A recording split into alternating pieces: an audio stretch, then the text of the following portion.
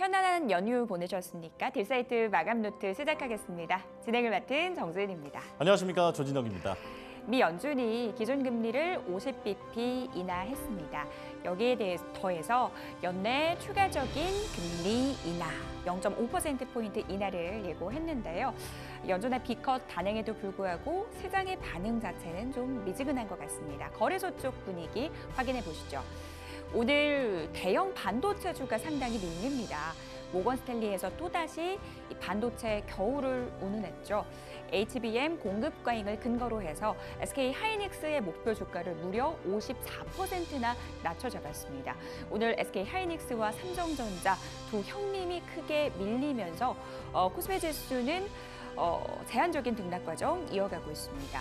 오늘 코스피 지수 0.16% 상승으로 돌아섰고요. 2,579포인트 기록하고 있습니다. 업종별로는 차별화 양상 이어지고 있습니다. 금리 인하 수혜주인 자동차 그리고 바이오 쪽은 강한 모습을 보이고 있고요. 반도체는 반면 부진한 상황입니다.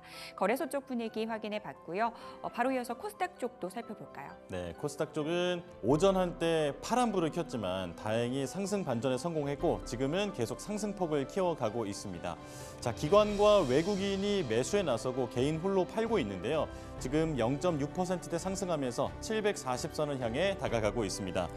자, 인하 폭에 대한 예상이 분분했던 만큼 금리 인하 B컷이 지금 시장에는 호재인지 악재인지 아직은 해석이 좀 분분한 것 같습니다. 혼란스러운 분위기가 느껴지고요. 자, 그래도 확실히 제약바이오 쪽은 수급이 강하게 몰리고 있고 알테오젠이 6거래일 연속 상승에 성공했습니다.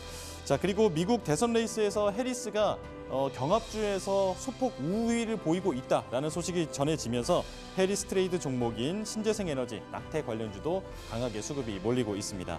자, 금리 인하 뒤에 첫 거래일입니다. 저희와 함께 대응 전략 세워보시죠. 딜사이트 마감노트 필기 시작합니다.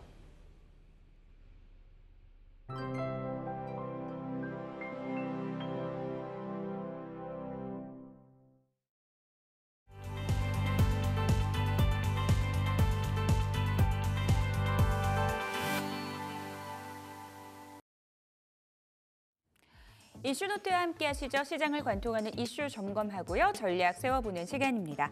독립리서치 P&J 손창현 팀장 함께합니다. 어서 오세요. 안녕하십니까. 네, 시장 이야기 나눠보도록 하겠습니다. 오늘의 주제 화면으로 만나보시죠. 연준의 B컷 수혜는 어디까지 갈까요? 수혜주 찾아보고요. 모건 스탠리에서 다시 한번 이 반도체 겨울을 운운했습니다. 반도체주 전략 세워보도록 할게요. 연이어 터지는 경영권 분쟁, 왜 이런 일이 일어나는 걸까요? 전략까지 세워보도록 하겠습니다. 금리 인하 얘기부터 해봐야 될 것 같습니다. 사실 지난주 한 중반만 하더라도 시장에서는 25bp 인하를 예상을 했었는데 연준이 통 크게 50bp 인하를 단행했습니다. 그런데 B컷에도 불구하고 간밤 미증시는 미지근한 흐름을 보였고요. 우리 시장 역시도 마찬가지입니다. 일단 시장 반응들 짚어봐야 될 것 같아요. 예, 이게 아시다시피 2022년 3월 코로나 시기 때 5.5에서 5.25 했었던 금리 관련된 부분이 이제 4.75에서 4.5포인트까지 이제 하락을 했다라고 하는 부분인데요. 이 경기를 이제 부양을 하기 위해서 인위적으로 계속 돈을 투입을 하면서 어떻게 보면 금리를 계속 높였었던 부분을 이제 인위적으로 좀 떨어뜨리겠다라는 부분으로 볼 수가 있어서 이게 자연스럽게 시장에서 좀 두었다라고 하면 어떻게 보면 이게 금리 인하를 안 하고도 해결이 됐을 수도 있다라고 생각을 하는데 이게 인위적으로 어떻게 보면 부양을 했기 때문에 당연히 이제 인위적으로 이제 이거를 풀어내려고 하는 부분들이 커서 0.5를 한 게 아닌가라는 생각이 듭니다. 근데 아시다시피 여러 가지 부분들이 있는데요. 우리 시장을 보시면 아시겠지만 오늘 우리 시장이 얼마만큼 크게 영향을 받을지를 생각을 해봤을 때 미국 시장이 나름 좋았기 때문에 우리 시장도 나름 좋을 거라고 생각을 했는데 반면에 또 그렇지 않은 흐름들을 보이고 있다는 거죠. 그래서 이런 부분들이 이제 얼마만큼 커플링 현상이 이어질 수 있을지 모르겠지만 이어지지 못하고 있다는 거는 참 상당히 좀 안타까운 부분이다라고 말씀드릴 수 있을 것 같고요. 그나마 좀 긍정적으로 볼 수 있는 거는 코스닥 시장 쪽에서 외국인들이 좀 매수를 강하게 하고 있다라는 거는 좀 눈여겨보셔야 될 것 같고, 하지만 이제 외국인들이 코스피에서는 뭐 매도를 하고 있다는 건 좀 부담이 되고 있는 것 같습니다. 그래서 여러 가지 수급적인 부분들을 봐도 뭐 수급이 그렇게 원활하게 들어오지 못하고 있다라고 말씀드릴 수 있을 것 같고요. 또한 이 이제 캐리 트레이드 자금이 이제 과연 또 추가적으로 나올 것인지도 눈여겨 보셔야 될 것 같아요. 지금 이제 일본의 기준금리가 0.25까지 올라갔기 때문에 예전에는 이제 기준금리가 0%였기 때문에 이제 캐리 트레이드로 인해서 뭐 일본에서 투자금을 빌려서 미국에서 투자를 하면 이제 수익을 상당히 많이 얻을 수 있었다는 부분이었는데, 이게 이제 미국에서 금리를 인하를 하다 보니까 캐리 트레이드 관련된 부분이 좁혀졌죠. 그렇기 때문에 예전보다는 수익이 상당히 좀 더딜 가능성이 높아서 이 부분들도 얼마만큼 캐리 트레이드 자금이 해외 쪽으로 유출이 되는지, 그리고 우리나라 쪽에서도 해외에 대한 부분들 유출로 인해서 매도세가 나오는지도 한번 눈여겨보셔야 될 것 같습니다. 그래서 전반적으로 그런 거를 다 감안해 봤을 때 시장 자체가 상당히 좀 부정적인 효과가 이어지는 모습들이 아닌가라고 생각을 할 수가 있지만, 그래도 이제 금리 인하에 이번부터 이제 본격적으로 금리 인하를 단행한다라고 보면 11월, 12월 때까지도 이제 금리 인하를 한 번 정도 더 단행할 가능성이 높거든요. 왜 그러냐면 이제 연준에서 4.4%까지도 낮출 가능성이 높다라고 얘기를 했기 때문에, 지금 이제 4.75에서 5%라는 거를 감안해 보면 여기에서 0.25를 두 번을 해야 4.4까지 도달할 가능성이 높다는 거죠. 그래서 11월과 12월에 이제 과연 추가적인 금리 인하를 어떻게 할지를 좀 눈여겨 보셔야 될 것 같고, 만약에 금리를 인하를 한다라고 하면 11월보다는 12월이 될 가능성이 높지 않겠느냐. 왜 그러냐면 11월에는 대선이 있기 때문에, 그렇다라고 하면 눈치를 좀 보고 12월에 단행을 할 가능성이 높지 않겠느냐라고 좀 볼 수 있을 것 같아서, 이런 걸 다 감안을 해봤을 때 전반적으로 좀 부정적인 시간이 더 많지 않느냐라고 생각을 할 수 있을 것 같고요. 그리고 만약에 이게 경기가 좋았다라고 하면 0.5를 내릴 것이냐라는 것도 생각을 해봐야 될 것 같아요. 그렇기 때문에 경기가 생각보다 좋지 않았기 때문에 선행적으로 0.5를 단행할 수밖에 없었던 연준에 대한 생각도 감안을 해보면 이게 좋지만은 않은 신호가 될 수 있는 부분이고, 인위적인 것이었다라고 하는 점에서 좀 부정적인 시각이 더 많았다라고 좀 봐야 될 것 같습니다. 연준의 빅컷 단행으로 자금 이동 가능성 점쳐지고 있습니다. 이로 인해서 시장에서는 엔캐리 트레이드 청산에 대한 우려들 다시 한번 재부각되고 있는데요. 무엇보다도 50bp 이내에 일방적으로 환호를 하기보다는 이게 좀 경기가 생각보다 안 좋았기 때문에 선제적인 대응을 했다라는 측면에서 시장은 이 이슈를 좀 흡수하고 있는 것 같습니다. 일단 금리 인하가 단행이 됐기 때문에 수혜주 찾기에도 시장은 골몰하고 있습니다. 오늘 시장 안에서 자동차주도 상당히 좋은 흐름 보이고 있고요. 역시 바이오 쪽도 상당히 좋은 흐름입니다. 수혜 섹터 전반적으로 좀 훑어볼까요? 금리가 인하가 된다라고 하면 결국에는 금리 인하를 하는 데 있어서 수혜를 볼 수 있는 종목이 뻔합니다. 왜 그러냐면 금리 인하를 했을 때 역시 자금을 어떻게 조달을 하는지가 중요하다라고 좀 볼 수 있어서 역시 이제 PF 관련된 종목들이 우선적으로 상승할 수 있을 가능성이 커요. 그래서 건설이나 조선, 철강 기반 관련된 금리 인하에 대한 수혜 종목들이 전반적으로 상승을 하고 있는데, 오늘은 관련돼서는 좀 움직이지 못하고 있는 상황인 것 같습니다. 그리고 이제 빅테크라든지 테크 기업들이 상승을 하고 있는 역할도 좀 크다라고 볼 수 있을 것 같거든요. 그래서 전기차나 2차 전지 관련된 종목들도 어떻게 보면 테크 기업으로 속해 있기 때문에 수혜를 받을 가능성이 높다라고 볼 수 있을 것 같고요. 여기에 최근 들어서 계속 강한 흐름을 보이고 있는 제약바이오 관련된 종목도 여러 가지 이슈가 있다라고 좀 보고 있지만, 그 중에서 가장 큰 이슈는 역시 금리 인하의 스탠스가 가장 높다라고 좀 볼 수 있을 것 같아서, 역시 신약 개발 관련된 부분에 이런 이슈도 있지만 이 컨센 자체가, 이 스탠스 자체가 제약바이오에 대한 우호적인 성향으로 좀 볼 수 있다라는 부분에서 좀 긍정적이라고 볼 수 있을 것 같고요. 제약바이오 쪽은 금리 인하 말고도 호재가 되게 많은 것 같아요. 학회 여러 가지 재료들 있던데요. 그렇죠. 그 에스모라고 해서 이제 네. 유럽 종양학회 지난주 금요일에도 잠깐 얘기를 해드렸지만 13일에서부터 17일 날 이제 유럽 종양학회가 이제 스페인에서 발표가 됐습니다. 그래서 스페인의 여러 가지 그 다양한 성과들을 이제 발표하는 그런 그 부분으로 진행이 됐었는데 여기에 이제 뭐 중요한 부분들을 좀 눈여겨 보시면 이제 아스트라제네카가 여러 가지에 대한 성과를 좀 발표한 게 좀 눈여겨 볼 수가 있는 것 같아요. 그래서 아스트라제네카가 이 항암 약물 집약체 관련된 부분과 그리고 면역 항암체 관련된 부분에 있어서 다양한 연구 성과를 좀 낸 부분들이 있어서 좀 눈여겨 보셔야 될 것 같아요. 그래서 잠깐 좀 언급을 해드리면 이 아스트라제네카가 다이아지 신코라고 하는 회사와 이제 글로벌 ADC 이제 그 항체 약물 집합체라는 걸 이제 만들었습니다. 그래서 이게 상당히 좀 암에 좀 특화되어 있다라고 하더라고요. 에너투라고 하는 그런 관련된 치료제인데 이게 이제 유방암 환자의 뇌 전이가 되면서 이 효능이 상당히 좀 높게 작용이 된다라고 해요. 그래서 유방암 환자의 한 10에서 15% 정도가 뇌로 암이 전이가 돼서 8개월 이상을 못 버틴다라고 합니다. 근데 이 에너투 이 치료제를 투약을 받은 분들이 결국에는 이제 90% 이상이 1년 이상 이 유방암 환자임에도 불구하고 이제 생명을 연장했다라는 뉴스가 좀 나왔었던 것도 눈여겨 보셔야 될 것 같고요. 네.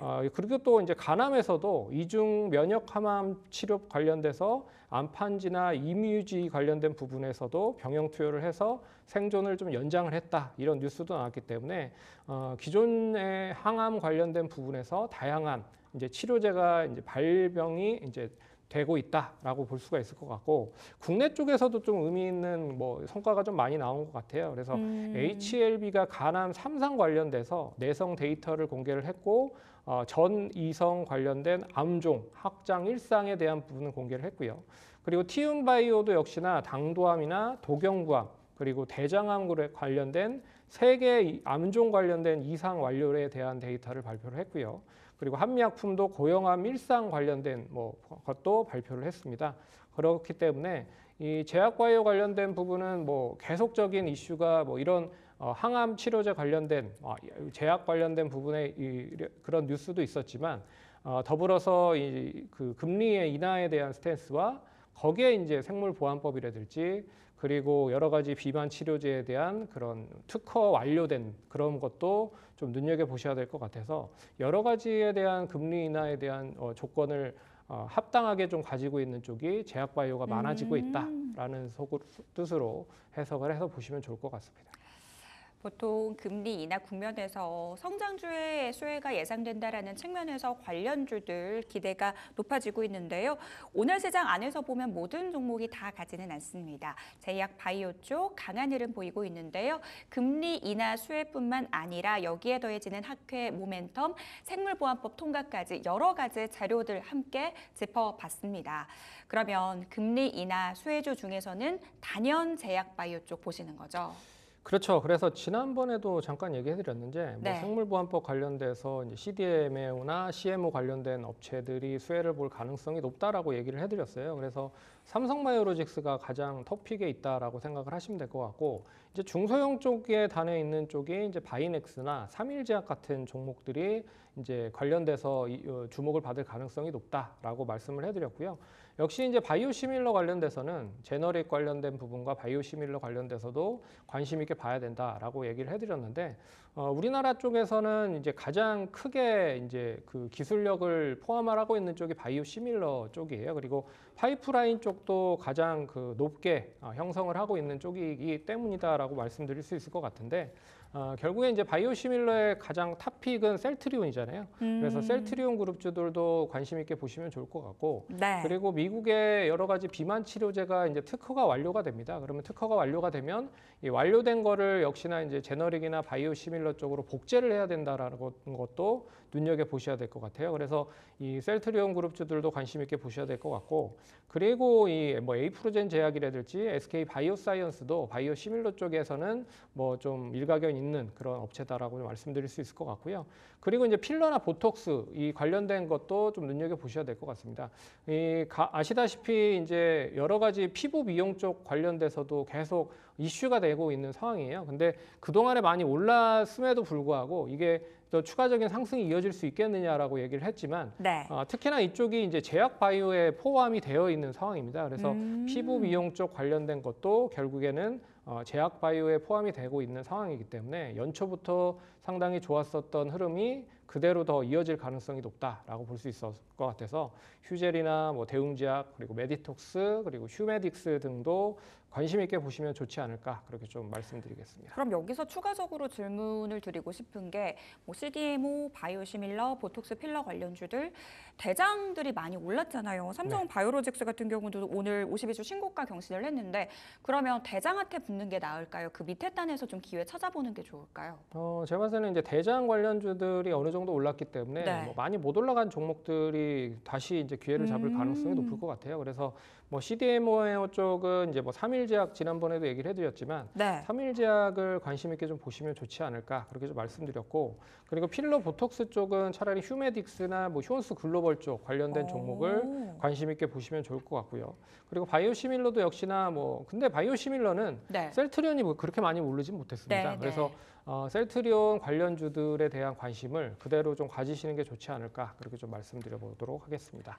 섹터별로 대응 전략이 다를 것 같습니다. CDMO 쪽이나 보톡스 필러 관련주는 대장주보다는 못 오른 쪽에서 좀 기회 찾아보자라고 말씀 주셨고요.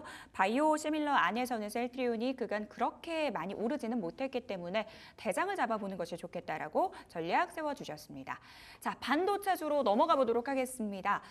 모건 스탠리의 반도체 겨울 타령이 또다시 등장을 했습니다. 사실 불과 3개월 전까지만 하더라도 SK 하이닉스의 비중 확대를 하라더니 목표 주가를 무려 54%나 낮춰 잡았거든요. 네. 이거 어떻게 봐야 돼요? 일단 뭐 하락한 이유를 좀 살펴보면 네. 왜 하락을 시켰는지에 대한 이유를 살펴보면 HBM 확대로 인해서 이제 레거시 반도체가 수요가 높아질 수 있겠느냐 이거에 대한 의문을 좀 가지고 있는 것 같아요. 그래서 공급 과잉이기 때문에 모건 스탠리에서 조금 우려 섞인 눈초리로 좀 얘기를 한 것 같고요. 여기에 이제 스마트폰이나 PC 수요가 역시 레거시 반도체가 올라가기 위해서는 이 관련된 부분들이 좀 좋아져야 되는데 아직까지도 속도가 뒤따라오지 못하고 있다. 그러니 뭐 이 부진이 계속 이어질 가능성이 높아서 결국에는 HBM 관련된 공급 과잉에 대한 수요가 이 레거시 반도체를 칠 가능성이 높아서 동반적으로 약세를 보일 가능성이 높지 않겠느냐라고 해서 삼성전자도 그렇고 SK 하이닉스도 그렇고 일단 가격에 대한 부분을 좀 내려서 측정을 했다라고 볼 수가 있는데, 제가 봤을 때는 여기에 이제 반박을 해줘야 될 필요가 있었거든요. 반박을 해야 된다라고 봤을 때는 제가 생각을 했을 땐 그렇습니다. 이제 국내 기업만 봤을 때는 이 여러 가지 이제 부분들을 뭐 볼 수가 있을 것 같은데요. 그 중에서 제가 봤을 때는 한 3가지 정도의 반박할 수 있는 이유를 좀 들어보자면, 네. 첫 번째는 일단 이제 국내 기업 위주로만 투자주의를 하향 조정했다는 거예요.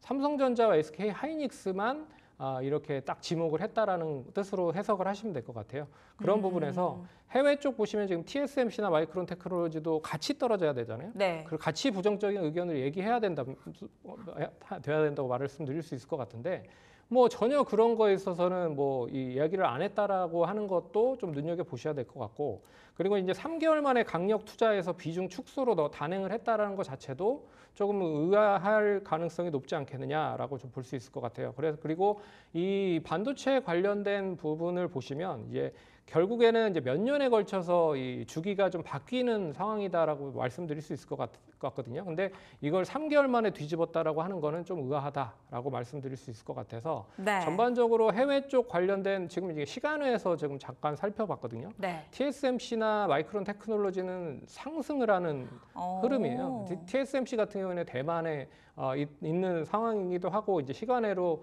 볼 수가 있는 부분인데, 뭐 역시 뭐 그렇게 뭐 좋은 흐름을 우리가 같이 그런 흐름을 보이지 못하고 있다는 겁니다. 그래서 이런 게 이제 첫 번째라고 좀 볼 수 있을 것 같고요. 그리고 우리 시장이 이제 반도체에 대한 영향이 너무 크다라고 좀 볼 수 있을 것 같습니다. 그래서 삼성전자와 SK 하이닉스에 대한 시가총액 비중으로만 합쳐봐도 이게 코스피 기준으로 봤을 때는 30% 이상이 포함이 되거든요. 네. 그렇기 때문에 이 관련 종목에 대한 부분을 이제 추가적으로 올라가지 못하게 옥죄면서 지수를 좀 못 오르게 할 수 있을 가능성도 좀 배제할 수 없지 않겠느냐라고 볼 수 있을 것 같습니다. 근데 이런 것도 어떻게 보면 이제 뭐 이 선물이나 옵션 관련된 부분으로 투자를 미리 해놨을 가능성이 높다라고 볼 수 있을 것 같거든요. 그렇기 때문에 그런 거에 대한 것도 좀 생각을 해보셔야 될 것 같고, 마지막으로는 이제 우리나라 그러면 이제 삼성전자나 SK 하이닉스가 3분기와 4분기의 실적이 그렇게 좋지 않겠느냐라고 살펴본다라고 하면 3분기 때 제가 알기로는 이렇게 증권사 쪽에서 컨센을 낮추고 있긴 한데 그래도 2분기 때보다는 좋아지고 있는 흐름이거든요. 그런 거를 감안해 보면 지금 시점에서 이거를 왜 이렇게 이제 하락 보고서를 내면서 하향을 시켰는지를 상당히 좀 뭐 의아하다라고 생각을 할 수가 있을 것 같습니다. 그래서 뭐 전반적으로 오늘 뭐 SK 하이닉스를 아까 보니까 11%까지 하락을 했었어요. 그러니까요. 장중에요. 그렇기 때문에 뭐 상당히 좀 기분이 좀 별로 안 좋았다. 하지만 지금 이게 뭐 매도세가 매도를 좀 불러서 또 하락을 하고 있는 상황이긴 하지만 너무 투매에 동참하지 마셔라. 그렇게 좀 말씀드려야 될 것 같습니다. 그러면 신규 관점에서는 아직 아니에요? 신규 관점에서는 제가 봤을 때는 뭐 지금 분할적으로 접근해도 나쁘지 않은 구간이라고 생각을 하고 있어요. 그렇기 때문에 굳이 지금 시점에서 매도를 해야겠느냐라고 하는 거는 아닌 것 같고, 매도를 했다라고 하면은 진작에 뭐 지난주나 지지난주 높은 구간에서 매도를 했어야지 지금 떨어지고 있는 시점에서 매도를 하는 건 별 의미가 없다라고 말씀드릴 수 있을 것 같고, 그런 이제 모건 스탠리의 보고서가 나오고 나서 되레 올라갔었던 적도 많았습니다. 예전에 셀트리온 그룹주 예전에 생각을 해봤을 때 셀트리온에 대해서 별로 좋게 얘기를 안 했었거든요. 근데 반면에 주가는 뭐 반등을 하면서 상승을 했었던 그런 생각도 있었기 때문에 그런 상황도 있었어요. 그래서 그런 거를 감안을 해보면 무조건적인 그런 이제 그 안 좋은 소식을 모두 담은 그런 보고서가 합당하냐라고 하는 건 좀 생각을 좀 해봐야 될 것 같습니다. 알겠습니다. 모건 스탠리의 K반도체 내려치기, 사실 이게 처음은 아닙니다. 지난 2018년 이 반도체 슈퍼 호황기 때도 한번 헛다리를 짚은 적이 있거든요. 이번에도 이 추측, 이 예상들이 헛다리를 짚은 거였으면 좋겠다라는 바람을 가져봅니다.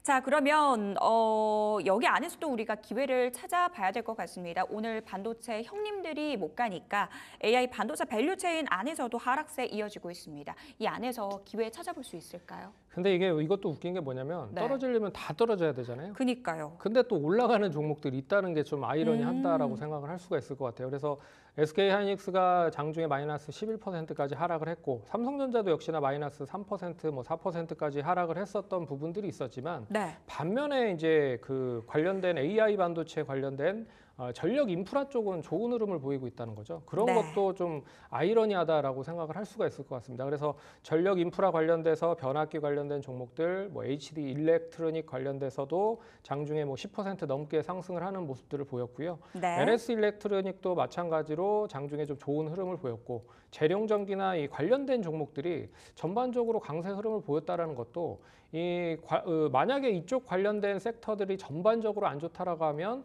이 SK 하이닉스와 삼성전자 더불어서 소부장 관련된 땅과 밸류체인 쪽에 관련돼서 이제 전력 인프라 쪽도 다 안 줘야 되는데, 전력 인프라 쪽은 되레 좀 좋은 흐름을 보이고 있다라는 거는 좀 아이러니하다라고 보고 있어서 이건 좀 넌센스적인 부분으로 좀 보셔야 될 가능성이 높지 않겠느냐라고 봐야 될 것 같습니다. 관련주 안에서도 엇갈린 흐름, 우리는 이것을 어떻게 해석을 해볼 것인지. AI 인프라 펀드 조성 뉴스가 나오면서 오늘 전력 전선기기 단에서는 상승 나와주고 있습니다. HD 현대 일렉트릭 11%대 강세 흐름 보이고 있는데요. 관련주 흐름 체크가 필요할 것 같습니다. 자, 그럼 투자 전략 세워봐야 될 것 같아요. 반도체 섹터 투자 전략 어떻게 가져가는 게 좋을까요?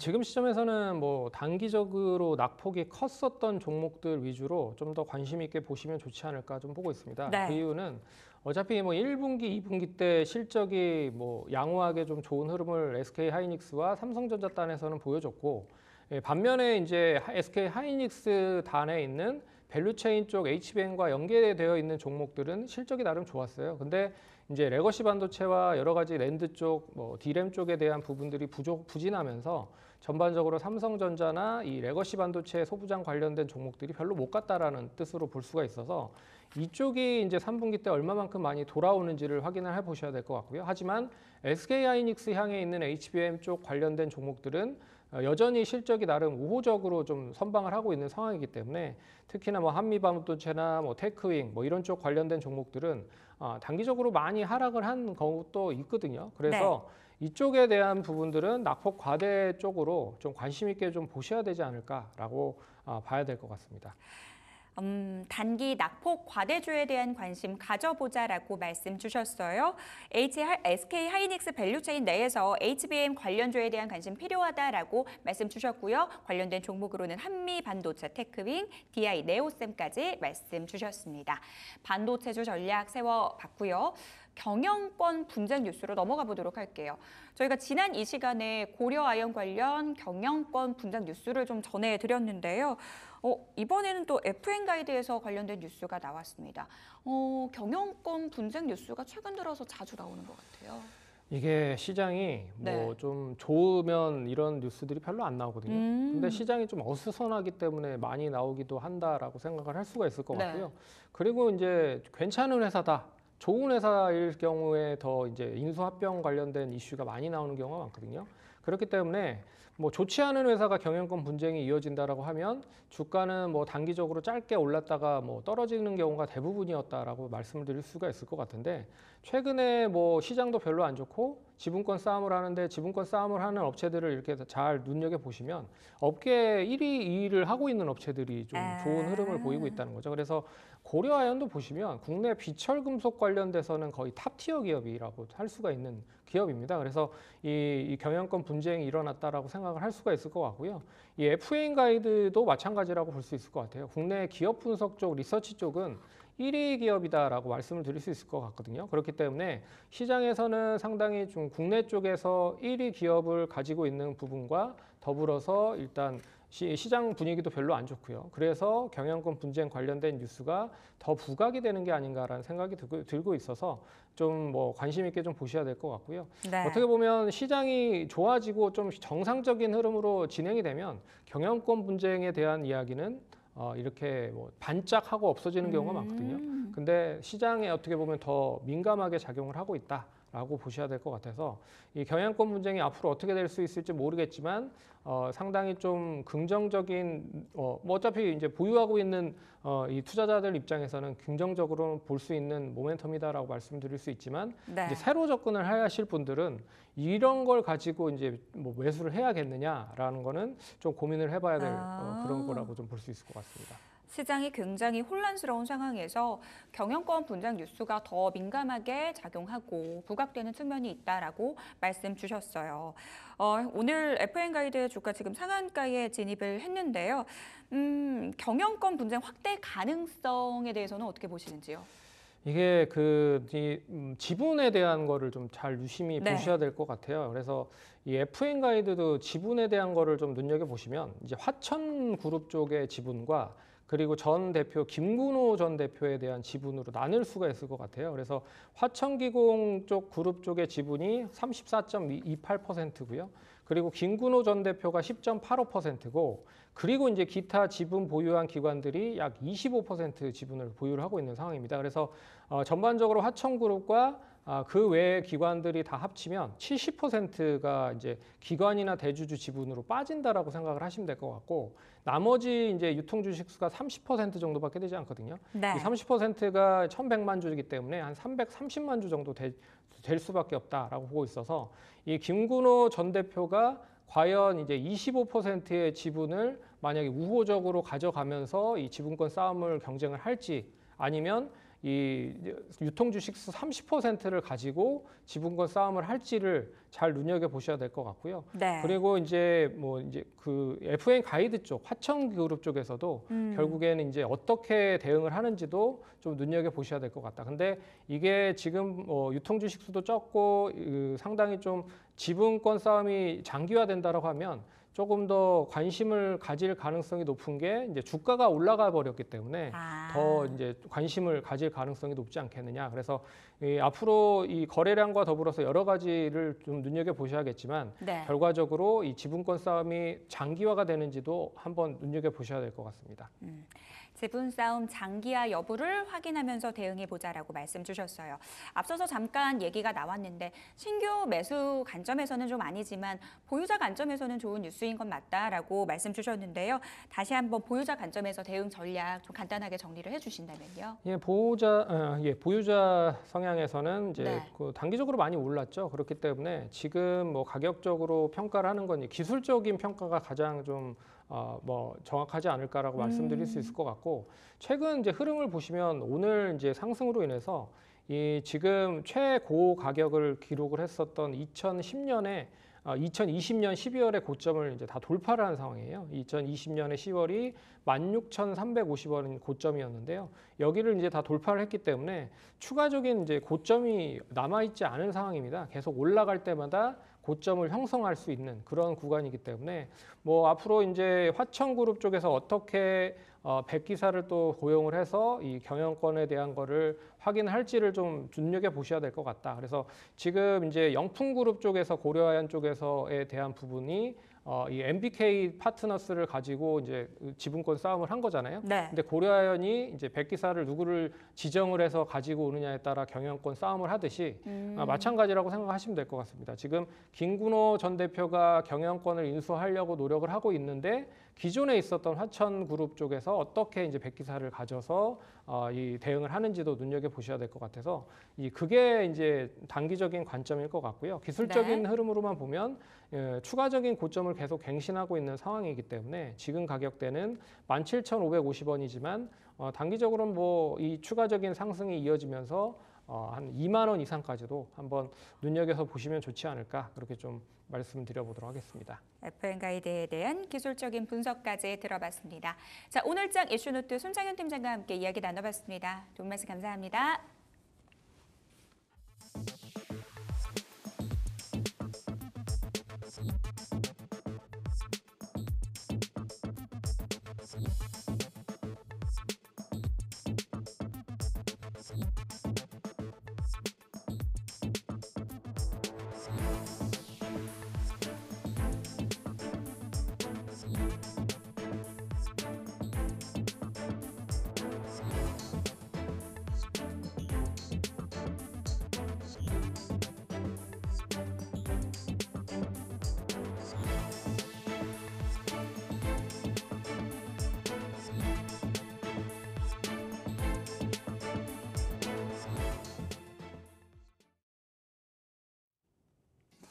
자, 오늘부터 새롭게 시작하는 코너입니다. 앵커가 직접 고른 리포트 2가지를 보여드리는 코너인데요. 자, 오늘 첫 번째 시간인 만큼 잘 가고 있는 종목 2가지를 선별해 왔습니다. 자, 먼저 첫 번째 리포트 보겠습니다.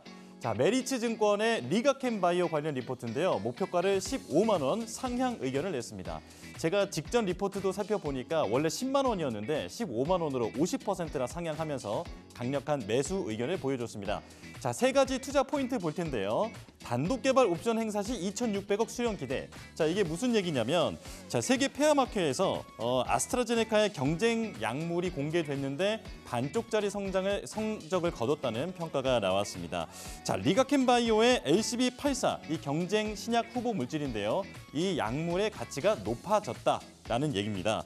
자, 이에 대해서 얀센이 만약에 단독 개발 옵션을 행사할 경우에는 리가캠바이오가 2,600억 원을 수령하게 되어 있는 그런 성장 모멘텀을 먼저 첫 번째로 꼽았습니다.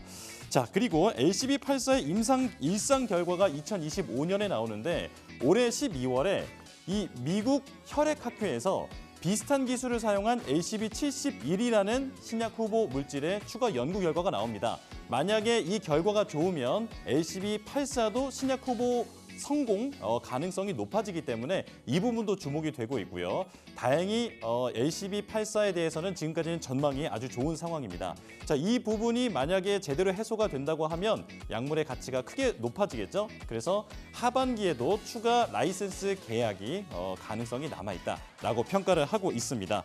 자, 이렇게 지금 세 가지 포인트를 모두 살펴봤는데 오늘 현재 주가 흐름부터 보겠습니다. 자, 지금 리가캠바이오 오늘 장 초반부터 강하게 불기둥을 뿜었습니다. 92,800원에서 시작해서 현재는 7%대 상승세를 보여주고 있는데 한 번 더 꺼지지 않고 계속해서 우상향하는 모습을 보이고 있습니다. 자, 리가캠바이오를 살펴봤고 이제 두 번째 종목 살펴보겠습니다. 자, 두 번째 리포트는 CS 윈드인데요. 유진투자증권의 리포트, 목표가는 9만 원, 유지 의견이 나왔습니다.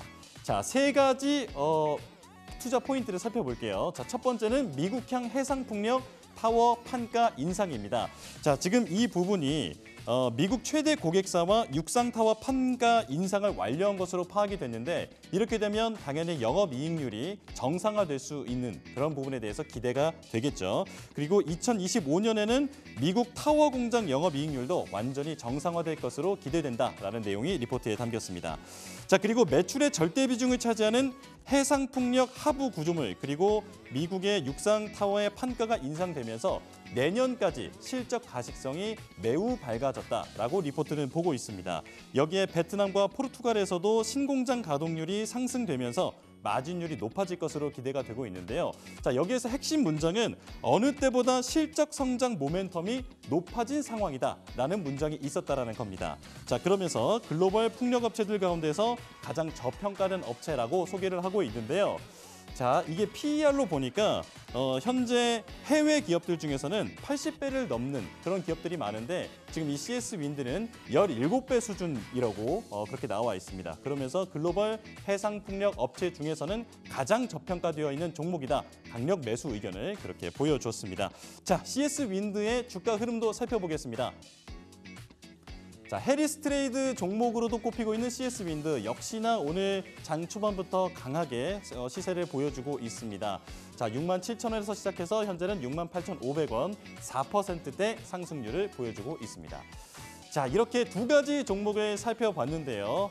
내일도 눈여겨볼 만한 투자에 도움이 될 만한 리포트를 가지고 돌아오겠습니다. 리포트 조금 더 자세한 이야기는 역발상 투자 시간으로 이어가겠습니다.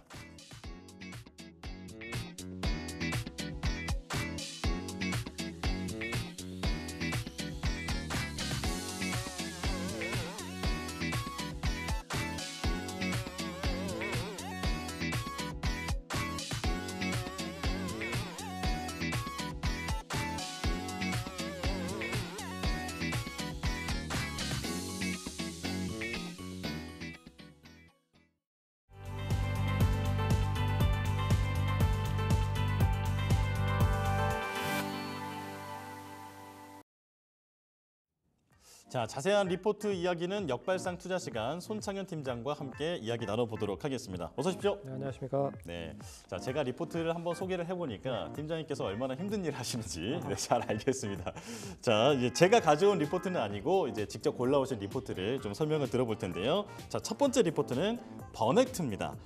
자, 한국 IR 협의회의 리포트고 목표가는 나와 있지 않습니다. 산업용 XR 솔루션 전문 기업이죠. 2023년 기술 성장 기업으로 특례 상장된 기업, 한화그룹과 전략적 제휴를 맺었고 산업용 XR 솔루션 B2B 수요가 확대되고 있다. 자, 이런 성장 모멘텀을 짚어주셨습니다. 자, 사실 애플이 XR 기기 비전 프로를 공개한 뒤에 시장의 기대에는 크게 좀 못 미치는 그런 성과를 보였었는데 그 때문에 XR 시장의 그 성장성에 대해서 의문을 품는 분들이 많이 있었습니다.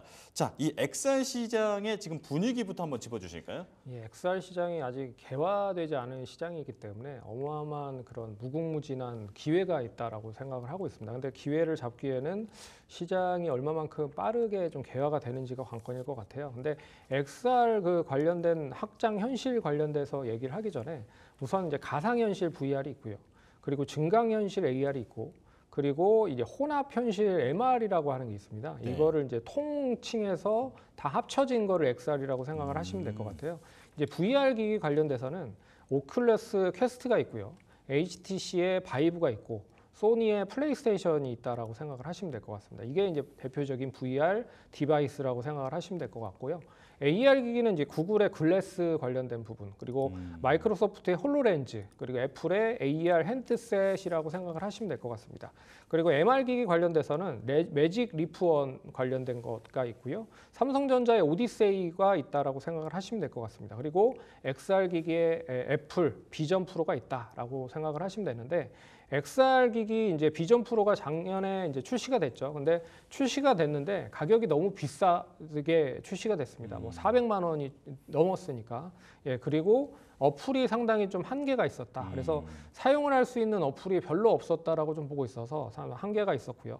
그리고 제품이 무게가 엄청나게 좀 무거웠었고, 그리고 충전하는 시간도 매우 빠르게 좀 충전을 해야 되는 부분들이라 이제 내구성이 부족하고 있다라고 하는 거에 있어서 그러면 이제 대중적으로 접근을 할 수 있겠느냐라고 해서 상당히 좀 고민을 많이 하고 있는 것 같아요. 그래서 애플도 이 점을 좀 고민을 해서 이제 저렴한 대중적인 비전 프로를 출시를 하려고 많이 고민을 하고 있는 상황이고, 출시를 하려고 준비를 하고 있는 상황이다. 그래서 애플 비전 프로에 대한 1세대보다는 2세대나 3세대 관점으로 좀 보시면 우리에게도 기회가 있지 않겠느냐라고 보고 있고요. 그렇다라고 하면 그 관련된 기업들 중에서 이 관련된 솔루션을 잘 가공을 하거나 아니면 이 솔루션을 가지고 지금 어떤 행태의 그런 그 사업을 진행을 하는지에 대한 여부를 좀 미리 생각을 하시면 좋지 않겠느냐라고 해서 좀 버넥트 이 회사도 관심 있게 보면 좋지 않을까 해서 가지고 왔다라고 보시면 될 것 같습니다. 네, 자 XR 시장은 아직 개화되지 않은 시장이다.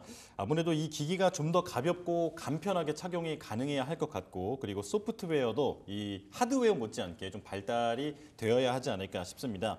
자, 지금 이런 미개척 시장에서 버넥트의 기술력이 주목받고 있기 때문에 이런 리포트가 나왔겠죠. 그렇죠. 그래서 이 리포트를 좀 보시면요, 뭐 세 가지로 좀 나눠서 설명을 해드린 부분입니다. 그래서 첫 번째 부분은 보시면 이제 버넥트가 이 회사를 잘 모르시기 때문에 어떤 회사인지를 설명해 놓은 상황인 것 같아요. 그래서 네. 산업용 XR, 그 확장 현실 솔루션을 전문적으로 만드는 기업이고, 이 16년에 설립된 산업용 XR 관련된 그런 부분의 솔루션을 전문적으로 만드는 기업이다. 그래서 매출 비중은 라이선스가 27.74%고요. 이거는 이제 솔루션을 제공을 하면 이 솔루션 제공한 거에 대한 뭐 월피나 연피로 받는 그런 라이센스 피라고 생각을 하시면 될 것 같습니다. 구독인가요? 그렇죠. 네. 그리고 솔루션도 37.89%고요. 그리고 기타가 14.65%, 그리고 상품이 19.72%로 구성이 된다라고 이제 첫 번째 단락에 표현을 했고요. 두 번째는 보시면 AR 및 VR 시장은 성장 중이고 애플도 올해부터 참전을 한다라고 설명을 하고 있습니다. 그래서 글로벌 AR 증강현실 관련된 거와 그리고 VR 가상현실 관련된 거 시장이 24년에 404억 달러 기반이다. 근데 29년으로 가면 이게 연평균 9%, 8.97% 성장을 해서 620억 달러가 될 것이다. 그래서 글로벌 AR이나 VR 관련된 시장 점유율은 메타가 1위를 기록을 하고 있긴 하지만 그래도 애플 관련돼서는 1분기에 비전 프로를 출시를 해서 관련된 뭐 수혜를 좀 보려고 준비를 하고 있다라고 볼 수가 있고요. 예. 국내는 역시나 AR, VR 시장이 2022년에 764개 기업에 대한 합산 기준으로 1조 2천억 정도 수준의 시장이다라고 볼 수 있어서 아직은 산업 자체가 태동기 수준 정도다라고 볼 수가 있다라고 언급을 하고 있는 것 같습니다. 네. 세 번째 보시면 이 버넥트 실적에 대한 부분이 부진한데 향후 시장에 대한 충족에 대한 거는 좀 긍정적으로 볼 수도 있지 않겠느냐라고 보고 있어서 성장성을 보여주는 것이 필요하다라고 언지를 하고 있는 상황입니다. 그래서 2분기 실적에 대한 리뷰를 보시면 24년 4분기, 그러니까 2분기까지에 대한 매출을 보시면 매출액이 17억이고요. 별로 그렇게 높지가 않죠. 그리고 영업이익도 마이너스 70억 정도이기 때문에 적자를 계속 기록을 하고 있다. 하지만 신규 고객 수가 증가를 하고 거기에 2차 전지 분야나 그리고 고객 주문의 감소가 주로 기인이 되고 있는 상황이다. 하지만 연간 매출로 보면 연간 매출이 올해 매출이 한 80억 정도 예상을 하고 있고요. 그리고 영업이익은 마이너스 130억을 기록을 할 것이다. 그래서 매출의 성장은 신규 고객 증가와 더불어서 산업재 대기업 중심으로 솔루션이 계속 증가를 하고 있긴 하다. 하지만 이제 경기 영향에 관련된 부분에서 동사에 대한 거를 이제 사용을 할지에 대한 거를 고민하고 있는 쪽이 많은 것 같고, 그리고 이제 동사가 시장 기대에 관련돼서 충족을 하는 매출액 성장을 보여주기 위해서는 고객 다변화와 더불어서 의미 있는 매출에 대한 성장이 필요하다라고 뭐 보고 있는 것 같습니다. 그래서 전반적으로는 이 시장에 동사가 사업을 진행을 하고 있긴 하지만 결과적으로는 아직까지 미진하다. 하지만 사업성적인 부분에서는 좀 긍정적으로 볼 수가 있어서 관심 있게 봐야 되는 그런 부분이다라고 리포트에는 나와 있는 것 같습니다. 사업성은 좋다. 하지만 이제 아직은 다 가능성의 영역이다라는 얘기인 것 같아요. 자, 리포트에는 없는 추가 투자 포인트도 들려주실까요?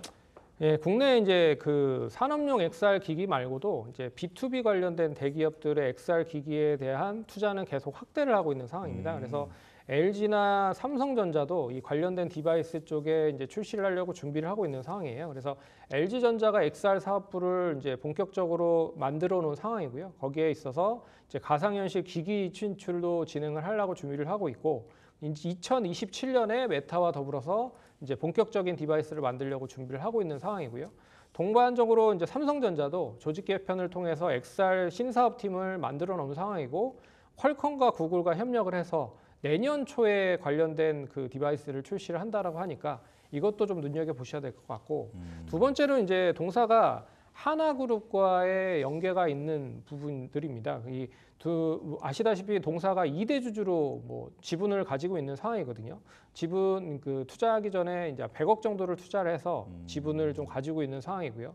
동사의 솔루션을 이제 하나그룹조 내에서 여러 가지 회사에 접목을 하고 있는 상황입니다. 그래서 하나정밀기계, 그리고 하나시스템, 그리고 하나토탈에너지 등의 이제 솔루션 관련된 거를 이제 본격적으로 투여를 하기 시작을 하고 있는 상황이고요. 거기에 이제 유지 보수나 계약 판매가 진행이 된다라고 하면 하나그룹 전반적인 부분에서 수혜를 받을 가능성이 높다라고 볼 수 있을 것 같고, 올해 이제 연기됐던 방산 쪽 관련돼서도 수주가 좀 본격적으로 진행이 될 가능성이 높다라고 말씀드릴 수 있을 것 같고요. 그리고 동사에 이제 다양한 커스터마이징 기술을 보유를 하고 있습니다. 그래서 원천적인 XR 기술 관련된 솔루션을 보유를 하고 있다 보니까 이제 버넥트 리모트라고 해서 이제 현장에 가지 않고도 원격 현장 관리 XR을 진행을 할 수 있다는 거죠. 그래서 이거는 이제 해외 공장이 많은 기업들로 위주를 가지고 있는 상황인데요. 특히나 LG 에너지 솔루션이나 LG 디스플레이가 이쪽에 대한 거를 착용을 해서 원격으로 이제 해외에 가지 않고도 이제 리모트 컨트롤을 할 수 있는, 지원을 할 수 있는 걸로 이제 진행을 하고 있는 상황이고요. 그리고 버넥트 메이크라고 하는 것도 있는데, 이건 뭐냐면 이 디지털 정보 제작 XR 솔루션을 바탕으로 해서 누구나 XR 컨텐츠를 제작을 할 수 있는 그런 능력을 보유를 하고 있다고 생각을 하시면 됩니다. 그래서 동사는 한국항공공사와 더불어서 AR 기반 항공기 조종 훈련 관련된 것도 동사가 공급을 하고 있는 중이다라고 보시면 될 것 같고요. 거기에 뭐 차량 보안이라든지 검색 훈련 관련된 것도 동사가 진행을 하고 있다.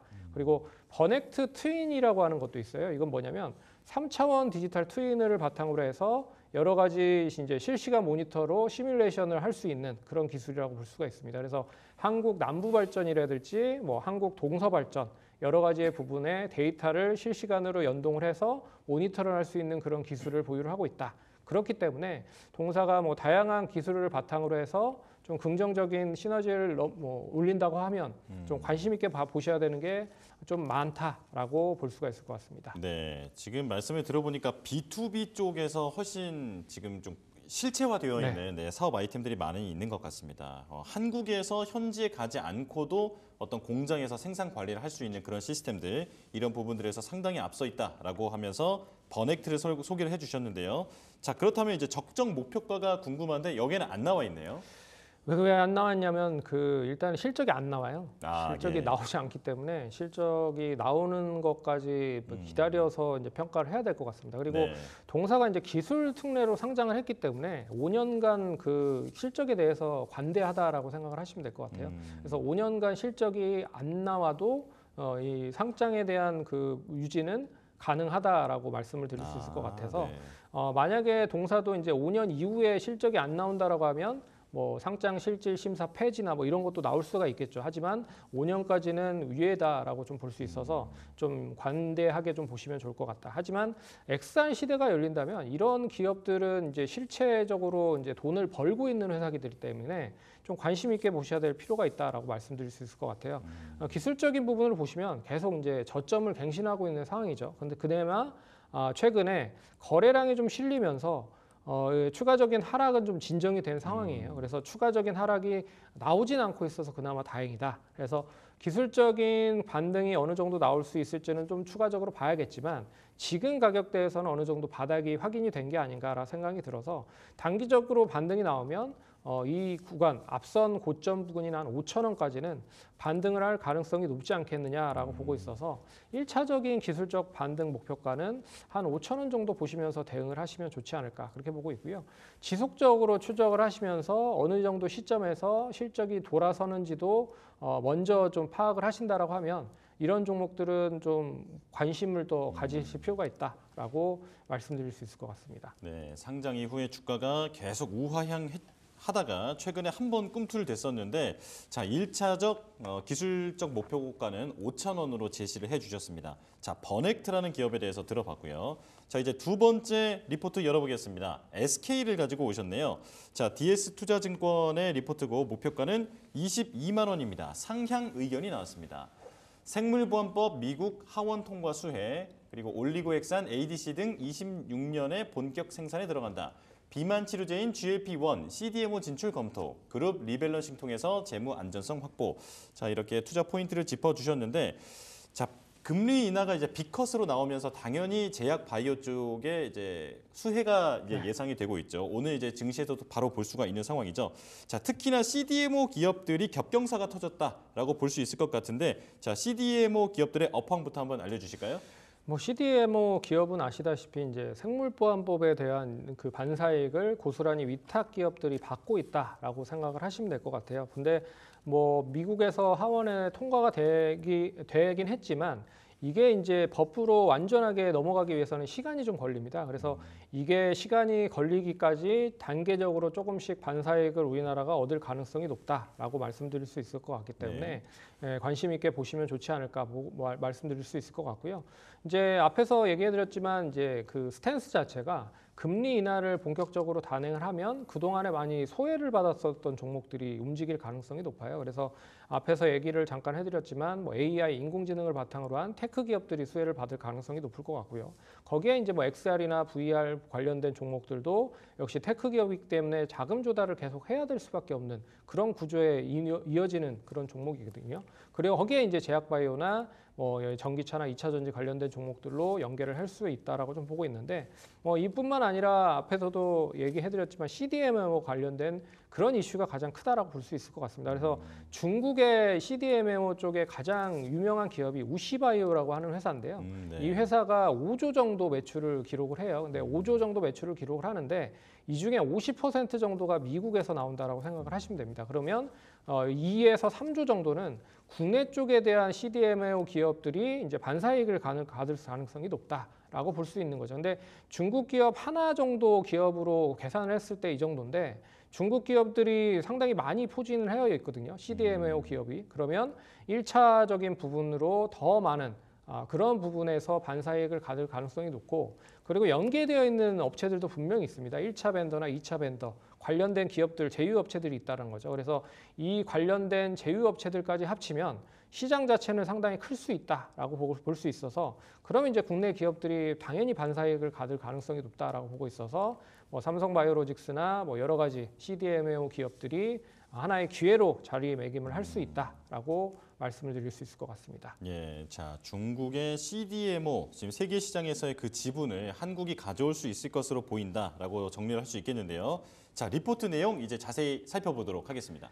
예, 리포트는 22만 원 매수 유지 상향으로 나왔고요. 네. 제목 보시면 경쟁력 있는 CDMO 여기에도 있다라고 표현을 하고 있습니다. 그래서 첫 번째 단락 보시면 북미 생물보안법 통과에 따른 SK 팜테코 사업이 기회가 창출될 것이다라고 보고 있습니다.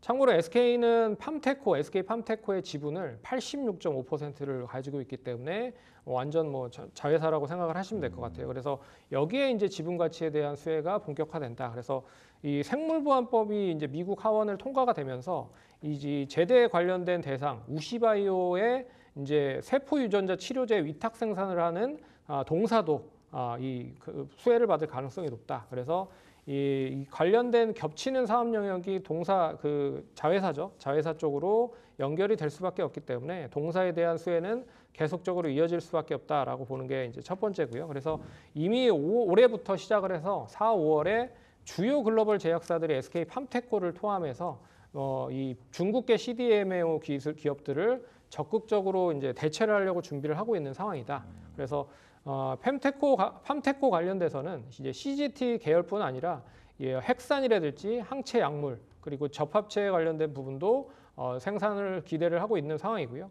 25년에는 시범 생산을 준비를 하고 있고 26년부터는 본격적인 이 상업 생산을 좀 준비를 하고 있다라는 것도 눈여겨보셔야 될 것 같습니다. 그리고 비만 치료제 관련돼서도 결국에는 이제 GLP-1, 펩타이드 관련된 분야에서도 CDMO를 지금 지출을 하려고 준비를 하고 있는 상황이고요.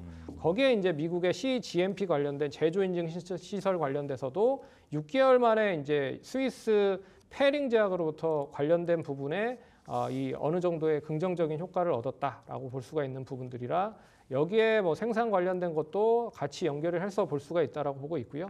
두 번째 단락 보시면 CGT, CMO 관련된 분야에서도 성장에 대한 부분들이 계속 하반기부터 실적으로 가시화될 가능성이 높다. 그래서 21년 CGT 전문 CMO 기업인 이 프랑스의 그 와이팝캡시라는 회사를 인수를 했고요. 70% 지분을 가지고 있고 23년에 미국 CGT CMO 기업 CBM사를 인수를 해서 유럽과 미국에 생산을 할 수 있는 그런 거점을 확보를 했다라는 것도 좀 눈여겨보셔야 될 것 같습니다. 그래서 2분기를 기점으로 해서 펀더멘탈에 대한 개선세가 진입이 되고 있다. 그리고 이제 합성 CDMO 관련돼서도 SK 바이오텍 관련된 아일랜드의 당뇨 및 핵심 제품 등의 확대로 인해서 매출이 회복세가 이어지고 있는 상황이고요. 거기에 이제 CGT 가동률 상승에 따른 고정비 부담 완화로 인해서 영업 손실도 줄어드는 중이다라고 언급을 하고 있습니다. 그리고 하반기에 CGT, CDMO 관련돼서 여러 가지 이제 고객사 주문 재개와 더불어서 생물보안법 통과로 25년 매출도 증가가 된다라고 나와 있는 상황입니다. 그리고 마지막 세 번째 단락을 보시면 이제 지배구조 개편이 본격화되고요. 그리고 CDMO 관련된 사업 비교군 주가 상승이 이 관련된 자산가치, 순자산가치에 대한 할인율을 축소하는 계기를 보일 것이다라고 보고 있습니다. 그래서 이 그룹에 대한 리밸런싱 관련된 부분 그리고 재무 안정성 확보 이런 부분들이 시작이 되고 있는 상황이다. 그래서 여러 가지 부분에서 뭐 유가증권 보유하고 있는 플러그 파워라고 하는 지분도 이 미국 회사에 대한 지분인데요. 이것도 매각을 좀 준비를 하고 있는 상황이고요. 이걸 현금화한다라고 했을 때 동사한테는 이제 현금성 자산이 늘어나고 있는 상황이기 때문에 긍정적이고요. 관련돼서 CDMO 관련된 피어 그룹들이 주가가 많이 올랐기 때문에 많이 못 오른 동사 같은 종목들이 이제 반사이익을 받을 가능성이 높다라는 것도 눈여겨보셔야 되는 쪽에 하나라고 말씀드릴 수 있을 것 같습니다. 예, 자 자세하게 설명을 해주셨는데 정말 제목처럼 한마디로 경쟁력이 있는 CDMO는 여기에도 있다. 자, SK를 설명을 해주셨습니다. 자, 이제 시간이 훌쩍 지나가세요. 좀 빠르게 가보겠습니다. 리포트 바깥에 있는 투자 포인트도 알려주실까요? 이 앞에서 잠깐 얘기해드렸지만 플래그 파워라고 하는 이제 미국이 관련된 수소 관련된 회사가 있는데 이 회사에 SK와 SK E&S가 21년에 약 1조 8천억 정도를 투자를 해서 약 10%의 지분을 가져왔습니다. 근데 주가가 많이 하락을 해서 지금 뭐 어제 기준으로 보면 2조 4천억 정도까지 많이 줄어든 상황이거든요. 어찌 됐든 뭐 동사 지분이 합쳐서 10% 정도가 된다라고 하면 약 한 2,500억 정도이기 때문에 동사도 만약에 매도를 한다라고 했을 때는 수혜를 좀 받을 가능성이 높다라는 게 첫 번째라고 좀 말씀드릴 수 있을 것 같고요. 네. 두 번째는 이제 CDMO 관련된 세포 유전자 치료가 위탁 생산이 계속 좀 진행이 되고 있는 상황입니다. 그래서 22년에는 39억 달러, 이게 시장이 계속 커지고 있다라고 생각을 하시면 될 것 같아요. 이 시장 자체가. 그래서 22년에는 5조 시장이었던 시장이었는데 이게 26년에는 약 10조 시장으로 커진다라고 볼 수 있어서 동사는 이미 여러 가지 뭐 유럽 쪽도 그렇고 뭐 그리고 그 미국 쪽도 그렇고요. 라인업을 만들어 놓은 상황이다라고 볼 수가 있어서 긍정적으로 볼 수가 있고 역시나 SK 팜테코 쪽으로도 반사이익을 얻을 수 있다라고 보는 거는 눈여겨보셔야 될 것 같습니다. 네, 자 그러면 곧바로 SK의 적정 목표가까지 들어보도록 하겠습니다. 네, 주가가 많이 하락을 했고 이 동사가 이제 지주사 역할을 하고 있는 상황이기 때문에 네. 가격이 좀 저렴한 게 장점이라고 생각을 할 수가 있을 것 같습니다. 그래서 어제 종가 기준으로 보면 PER이 9배 정도 수준밖에 안 된다. 2분기 당기순이익을 계산을 해봤을 때요. 그렇기 때문에 목표가 22만 원인데 22만 원 계산을 해봐도 13.5배 정도 수준밖에 되지 않기 때문에 저렴하다라고 말씀드릴 수 있을 것 같아서 일단 1차적인 목표가는 한 16만 원 정도 선까지 보시면서 대응을 하시면 좋겠지만 뭐 이 펀더멘탈적인 부분 13.5배도 상당히 좀 저렴하다라고 볼 수 있어서 22만 원 상가까지도 충분히 뭐 보시면 좋지 않을까 그렇게 좀 말씀드리겠습니다. 네, 기술적 목표가는 16만 원이지만 22만 원 목표가도 충분히 달성 가능할 것 같다. 이렇게 정리해 보겠습니다. 자, 손창현 팀장과 함께했습니다. 고맙습니다.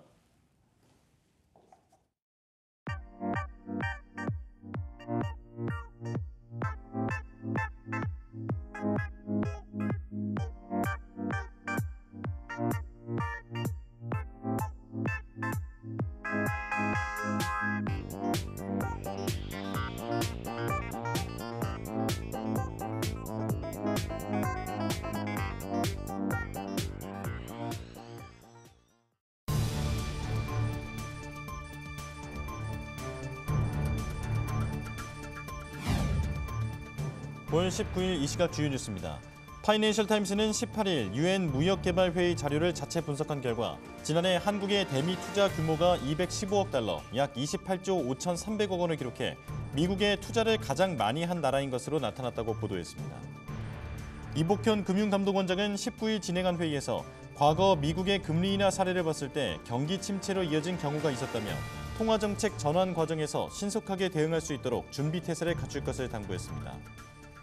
유상대 한국은행 부총재는 19일 미국 통화정책의 피벗으로 향후 국내 경기, 물가, 금융안정 여건에 집중해 통화정책을 운용할 수 있는 여력이 커졌다고 밝혔습니다.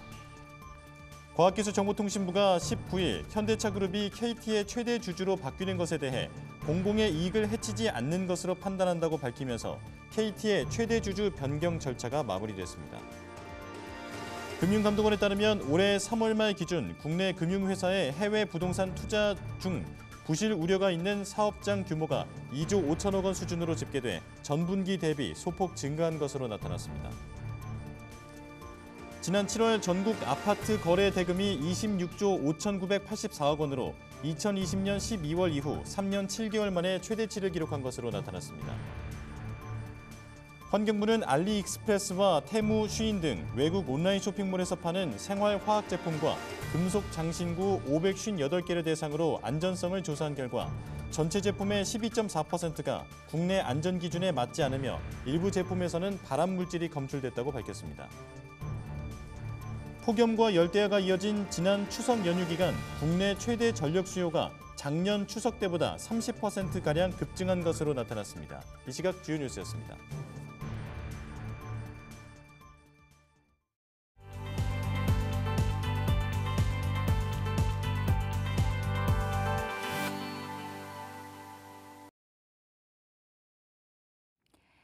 수익률 4대 천왕의 종목을 엿볼 수 있는 시간이죠. 수익사와 함께 해보시죠. 자, 오늘부터는 네 분의 전문가와 모두 전화 연결을 해서 종목 이야기 나눠보도록 하겠습니다. 그 말인즉슨 종목 4개가 공개가 된다는 거겠죠. 자, 발빠르게 이어가 보도록 하겠습니다. 김동석 전문가 연결합니다. 안녕하세요. 네, 반갑습니다. 네, 오늘의 종목 공개해 주시죠. 네, 오늘 저희가 관심 가져야 될 기업은 이번 추석 이후에 좀 이슈가 지속될 수 있는 종목이고요. GS 글로벌이라는 기업입니다. GS 글로벌을 제가 일전에 말씀드렸던 적이 있는데 그 이후에 현재 상승세가 나왔기 때문에 다시 한번 이 매수할 수 있는 기회를 드리고자 가지고 나왔다라고 보시면 될 것 같습니다. 일단 GS 글로벌 같은 경우에는 우리가 흔히 알고 있는 대왕고래 프로젝트 관련된 수혜 기업이라고 보시면 될 것 같습니다. 근데 대왕고래 프로젝트를 지금 왜 관심을 가지시나요? 라고 얘기할 수 있는데 실제 시작되는 시점이 12월입니다. 12월이라고 한다면 우리가 뭐 6월, 7월, 8월 할 때는 사실 우리가 와닿지가 않아요. 근데 이제 슬슬 9월에서 10월 넘어가는 시점이면은 진짜로 이제는 이 시추선이 오게 되고요. 보급선도 진행이 되고요. 부산 신항에서도 이제 진행이 됩니다. 그렇게 되면은 이제는 우리가 와닿는 시기가 온다라는 거죠. 그럼 제일 중요한 게 뭐냐면 이번 9월에 대왕고래 프로젝트 2차 전략회의가 있고요. 그 다음에 2차 로드맵 발표가 있습니다. 그러다 보니까 실제 해외 이 원유라든가 이 석유를 개발하거나 이 투자 회사를 우리가 지원을 받을 수 있는 부분이고, 그 다음에 실제 이번에 1차 정도는 돈이 나왔습니다. 총 5번을 파죠. 근데 그 이상의 돈은 좀 투자를 받아야 돼요. 그래서 그 계획도 이제 슬슬 구체화될 가능성이 높다라고 보시면 될 것 같습니다. 근데 이런 분들이 있어요. 아니, 대왕그룹 프로젝트를 진행하다가 그냥 말면 어떡합니까? 진행하다 엎어버리면 어떡해요? 라고 얘기할 수 있는데, 최근에 우리가 이 대한민국 대통령 지지율을 확인했을 때 20% 최저라고 발표가 나왔습니다. 그 뜻은 뭐냐면 지금 뭐라도 해야 지지율이 오른다라는 거예요. 가만히 있어서는 안 된다라는 거죠.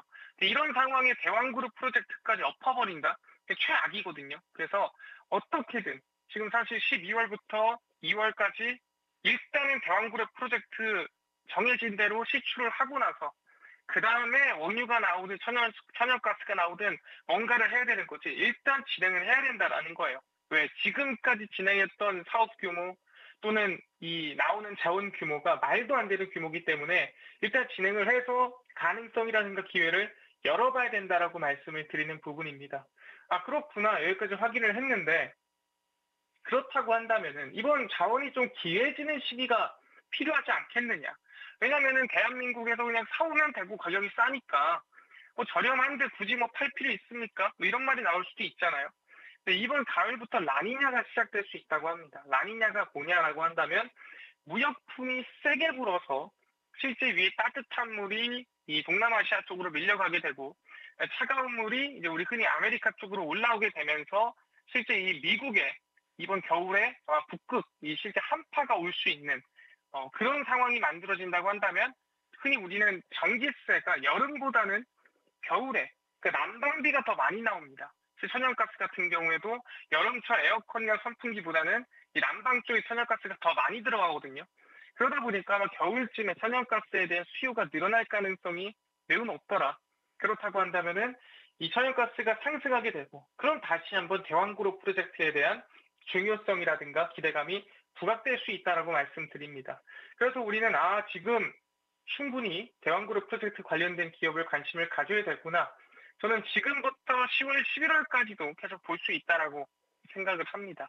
그래서 GS 글로벌이라는 기업이고요.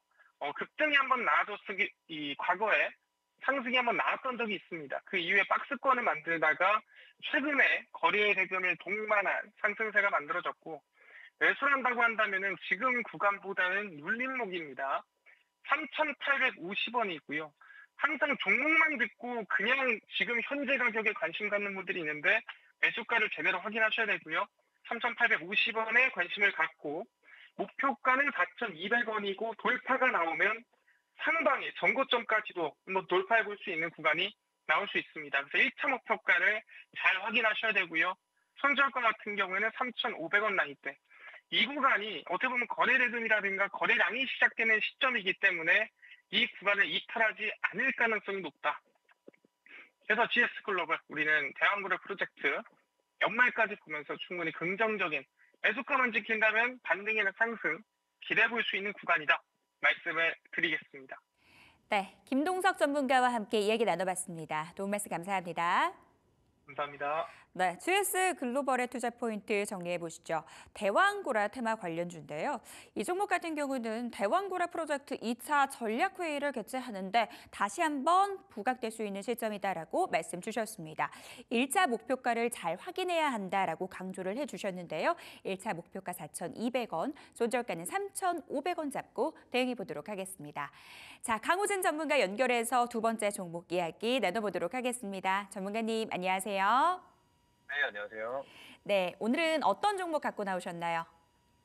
네, 오늘 소개해드릴 종목은 바로 차바이오텍이라는 종목입니다. 이 차바이오텍 같은 경우에는 줄기세포나 혹은 이제 세포 치료제를 개발하는 그런 기업이라고 좀 보시면 되는데, 종속회사도 뭐 50여 개를 가지고 있는 굉장히 큰 글로벌 바이오 기업이라고 봐주시면 되겠습니다.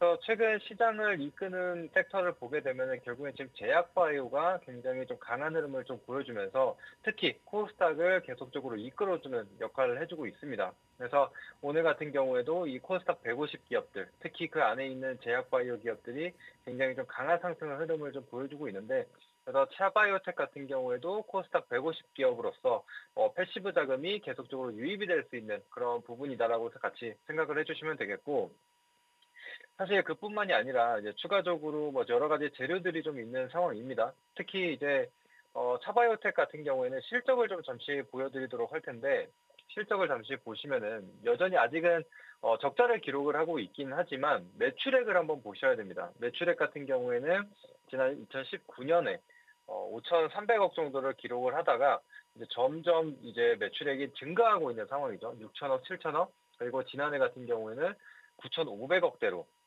큰 폭으로 좀 성장하는 것들이 확인이 되고 있는 상황입니다. 그래서 이런 식으로 지금 매출을 이끌어내고 있는 상황이고, 그다음에 이제 적자를 아직 벗어나지는 못했는데 아무래도 이제 신사업에 대한 투자가 계속적으로 이루어지고 있는 상황이다 보니까 여전히 좀 적자를 기록하고 있다. 이제 그럼에도 불구하고 적자폭을 좀 줄여가는 모습들, 그리고 매출액이 계속적으로 꾸준히 늘어나는 부분들로 봤을 때는 충분히 성장성을 가지고 있는 기업이다라고 생각을 해주시면 될 것 같고요. 그다음에 이제 최근 모멘텀으로는 이제 차세대 항암제라고 불리는 이제 NK 세포 치료제가 있습니다. 자연산의 치료제를 또 개발을 하고 있는 상황이죠. 그래서 요즘 항암제와 관련돼서 차세대 항암제인 뭐 ADC 이런 것들이 좀 부각을 받고 있는 상황인데, 이 NK 세포 치료제에 대한 부분도 다시 한번 좀 부각을 받을 수 있다는 점도 참고해 보시면 좋을 것 같고요. 그리고 그뿐만이 아니라 지금 이 미국에서 생물보안법이 하원을 통과했다라는 소식이 이제 지난 10일에 들려왔죠.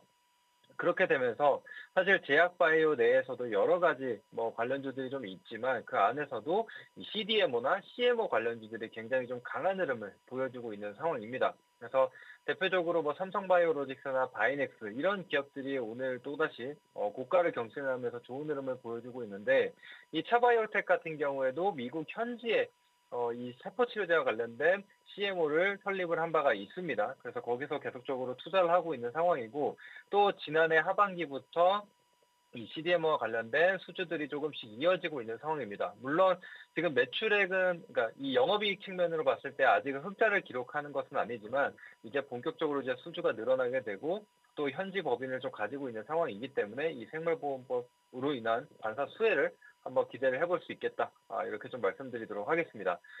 자, 그리고 앞서 말씀드린 대로 지금 제약바이오가 계속적으로 이제 코스닥을 이끌어가고 있는 상황이죠. 그래서 오늘 죽어가던 기존에 강했었던 종목들이죠. 뭐 알테오젠이나 뭐 리가켄바이오, ABL바이오 이런 종목들도 계속적으로 지금 반등을 보여주면서 시장을 이끌어주고 있는 상황입니다. 이제 그러면서 지금 갈 만한 섹터가 마땅히 없습니다. 오늘 삼성전자나 SK하이닉스도 급락을 보여주게 되면서 다른 반도체 섹터 전반적으로 좀 조정을 좀 보여줬고, 2차전지 같은 경우에도 여전히 지금 턴어라운드를 만들어내지 못하고 좀 지지부진한 흐름을 이어가고 있습니다. 그렇기 때문에 지금 오히려 이 센티멘털 측면으로 봤을 때 이 제약바이오 섹터가 오히려 더 강한 흐름을 보여줄 수 있다라고 생각을 하거든요.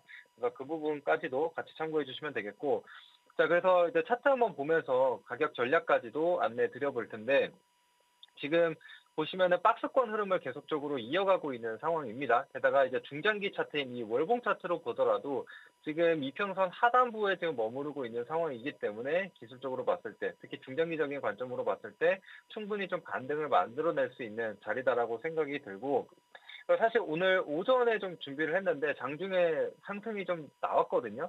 근데 이제 추격 매수는 하지 않고 소폭 조정을 좀 고려해서 매수가는 16,000원에서 16,500원으로 그대로 한번 잡아보도록 하겠고, 그다음에 1차 목표가 같은 경우에는 이전 고점 정도로 좀 타이트하게 잡아봤습니다. 그래서 1차 목표가는 18,300원으로 잡아주시면 되겠고, 손절가 같은 경우에는 이전 저점 구간입니다. 그래서 15,200원으로 잡고 대응해 주시면 되겠습니다. 까지 들어봤습니다. 강호진 전문가는 여기서 인사 나눌게요. 도움 말씀 감사합니다. 네, 차 바이오텍에 대한 투자 포인트 정리해 보도록 하겠습니다. 미 연준이 50bp 기준 금리를 인하하면서 제약 바이오 투심이 살아나고 있습니다. 그로 인해서 투심 살아나고 있는데 이 종목 지켜볼 만하다라고 말씀 주셨는데요. 생물보안법 하원에서 통과가 됐는데 이로 인한 수혜도 예상된다라고 말씀 주셨습니다.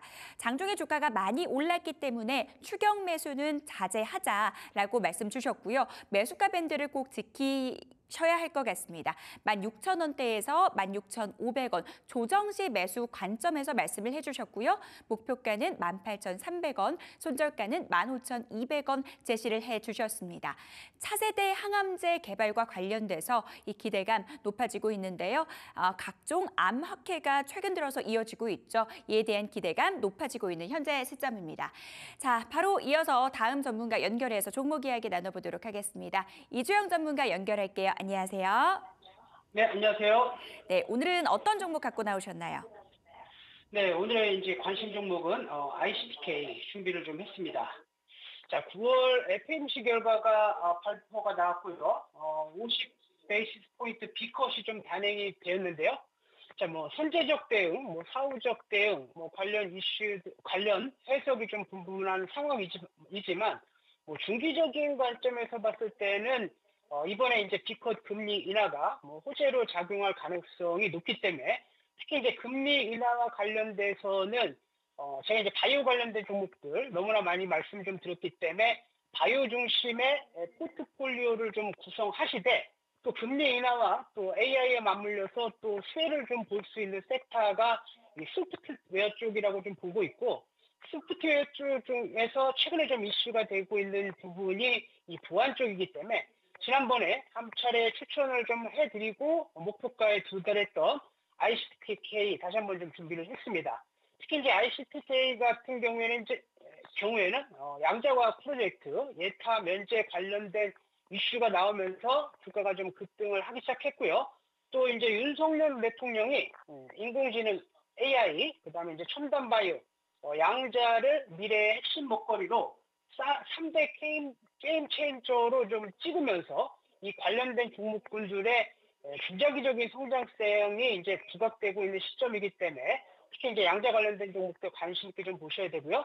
또 최근에 이제 ICTK 같은 경우에는 이제 중소기업 기술 혁신 개발 사업 참여자로 좀 선정이 돼서 국산화 개발에 착수한 모습이기 때문에 일단 이제 그 정책적 이슈를 중기 관점에서 좀 받을 가능성이 대단히 높다라고 좀 보여지고요. 또 실적적인 측면에서 보더라도 세계 최초 국제 방지 기능 보안칩을 개발하고 글로벌 빅테크 MS에 지금 장기 공급 계약이 계획되어 있기 때문에 뭐 이런 내용이 좀 나와준다라고 한다면 이 하반기 내년도에 이제 본격적인 실적 턴어라운드가 좀 나와줄 가능성이 높고 특히 이제 보안 쪽은 계약의 특성상 단발성 계약이라기보다는 중장기적으로 또는 한 번 계약하고 나서 추가 계약 관련된 부분들이 계속 좀 나와줄 것이기 때문에 요번에 관련 이슈가 나와준다라고 한다면 주가는 좀 충분히 레벨업될 가능성이 높고요. 또 주가적인 측면에서 놓고 봐도 지금 굉장히 좀 싸거든요. 제가 이제 지난번에도 한번 말씀 좀 드렸지만 공모가 2만 원 대비해서 뭐 현재 가격 한 9,000원, 9,070원 정도 하고 있는데 공모가 대비해서 이제 반토막 나 있는 가격이고 또 환매 청구권 기준 뭐 18,000원이기 때문에 그 가격 대비해서도 이제 굉장히 좀 싼 가격. 그리고 특히 이제 상장 전 2022년도에 인정받았던 시가총액 1,300억, 그리고 2024년도에 20억 프리 IPO 마지막 자금 유치할 때 한 1,300억에서 이상, 뭐 1,400억에서 1,500억까지 인정을 좀 받았기 때문에 뭐 지금 시가총액 대략적으로 이제 1,100억 정도는 굉장히 싸다 이렇게 말씀을 좀 드리겠고요. 자, 차트를 보면서 이제 가격 전략 조금 말씀 좀 드리면요.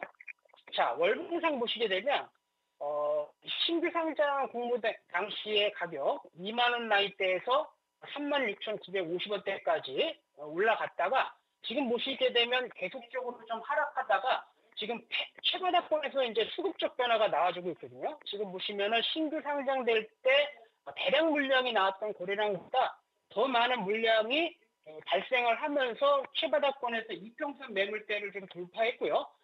지난주 지금 이제 조정을 좀 받을 때 모습을 보시게 되면 매수 거래량 대비해서는 이제 현격하게 거래량이 좀 감소의 모습을 좀 보실 수가 있고요. 자, 일본 관점에서 지금 이렇게 놓고 보시더라도 지금 보시면은 최바닥과 관련된 이렇게 이제 그 급락이 나왔던 라인대를 양봉으로 돌파하고 또 양봉이 나올 때는 좀 거래량이 좀 실리는 모습, 이제 음봉이 나올 때는 거래량이 감소하는 현격한 조정을 좀 받고 있기 때문에 지금 다시 한번 눌림목 구간에서 모아보신다라고 한다면 굉장히 좀 좋은 성과가 있겠다 이렇게 좀 말씀을 좀 드리겠고요. 자, 가격 전략 잡아드리면요. 뭐 1차적으로 현재 가격대부터 8,500원 날 때까지 뭐 여유 있게 좀 분할 매수를 좀 하시면 될 것 같고요. 자, 1차 목표가는 이제 단기적으로는 뭐 11,000원에서 12,000원 한번 보시는데 최종 목표가는 한 15,000원 정도까지 좀 보시면 될 것 같고요. 자, 손절 라인 때는 지난 저점 라인 때인 7,000원 라인 때 이렇게 좀 가격 전략 제시해 드리도록 하겠습니다. 가격 전략까지 들어봤습니다. 오늘 도움 말씀 감사합니다. 네, ICTK의 투자 포인트 정리해 보시죠. 이 종목 같은 경우는 최근에 딥페이크 관련주로 꼽히면서 급등이 나왔던 종목인데요. 물리적 복제 방지 기술을 보유하고 있는데 이로 인해서 하반기 내년 실적 개선 기대된다라는 말씀 주셨습니다. 공모가가 2만 원이었는데 공모가 대비 저평가 구간에 접어들었다라고 말씀 주셨고요. 목표가는 15,000원, 손절가 7,000원 잡고 대응해 보도록 하겠습니다. 자, 바로 이어서 이재진 전문가 연결해서 종목 이야기 나눠보도록 하겠습니다. 전문가님 안녕하세요. 고맙습니다. 네, 오늘의 종목 바로 공개해 주시죠. 오늘 시청자 여러분들께 말씀드릴 종목은 퓨런티어라는 기업입니다. 퓨런티어 같은 경우 자율주행 관련된 기업이라고 보시면 될 것 같은데요. 최근 반도체 섹터가 좀 힘이 죽고 자동차, 전기차 섹터가 다시 한번 수급이 들어오는 현재 상황에서 특히나 현대자동차의 판매량이 좀 심상치 않습니다. 특히나 미국에서 중국의 전기차 규제로 인해서 미국 본토 안에서 좀 가성비 높은 자동차를 꼽으라고 한다면 역시나 현대차를 꼽을 수 있을 것 같은데요. 앞으로 그래서 현대차와의 협업이 이제 계속해서 미국 내에서도 증가하게 되면서 현대차의 성장이 좀 기대가 됩니다. 최근에 어제는 어떤 기사가 나왔냐면 자율주행용 지금 자율주행을 주로 하고 있는 이 바로 이제 구글의 모기업이죠. 자기업이죠. 자회사인 웨이모라는 회사에서 현대자동차하고 협업을 현재 논의하고 있다는 기사가 나왔습니다.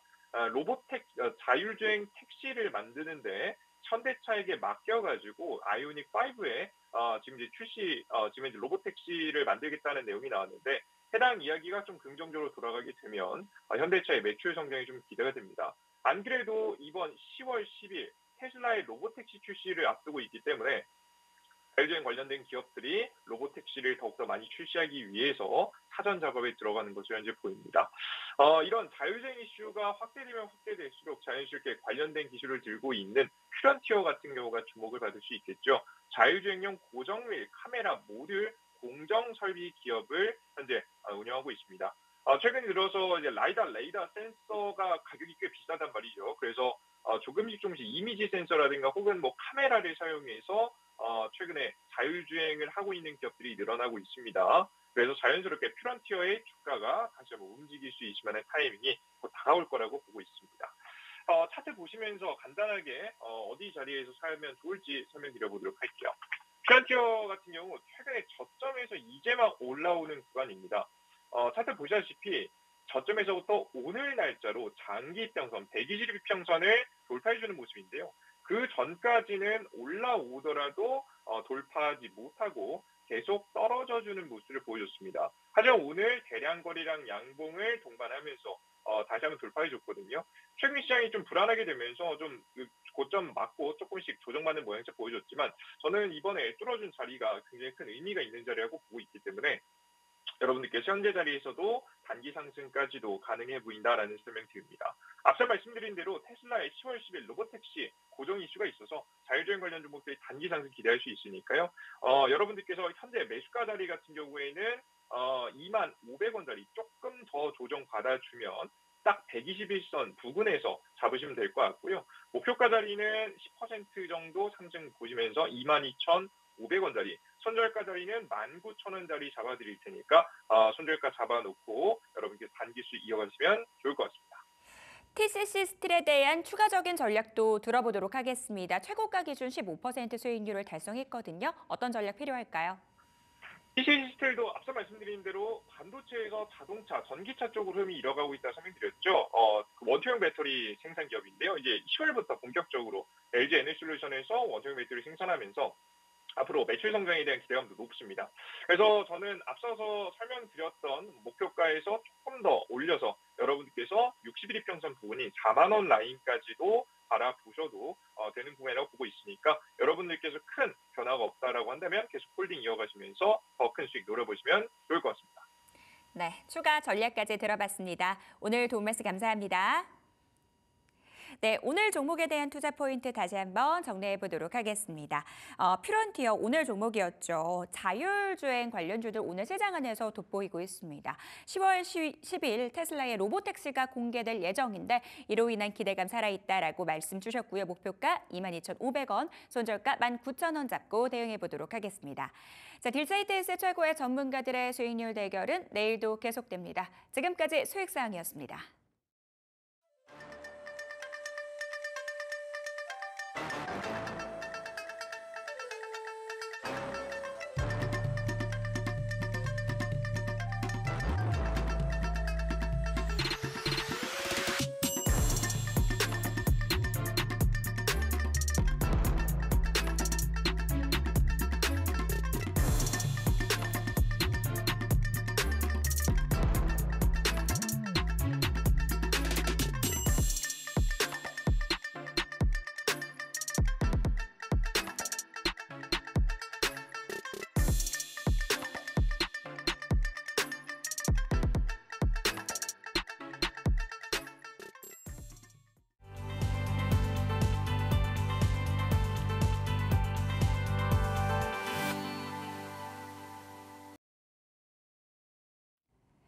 라스트 빅딜 함께 하시죠. 오늘 시장 안에서 주목받았던 종목들 체크해 보고요. 종가 매수 여부 확인하겠습니다. 네, 오늘은 김태성 ISF 본부장, 이주호 SP인베스트 본부장과 함께하겠습니다. 어서 오십시오. 어서 오세요. 네, 안녕하세요. 네. 자, 본격적으로 종목 이야기 나눠보도록 하겠습니다. TV 토론 이후에 해리스 부통령의 지지율이 치솟고 있다라는 뉴스들 많이들 확인하셨을 것 같습니다. 오늘 시장 안에서 신재생 쪽 강한 모습 보여주고 있는데요. SK 오션플랜트에 대한 두 분의 의견 들어보겠습니다.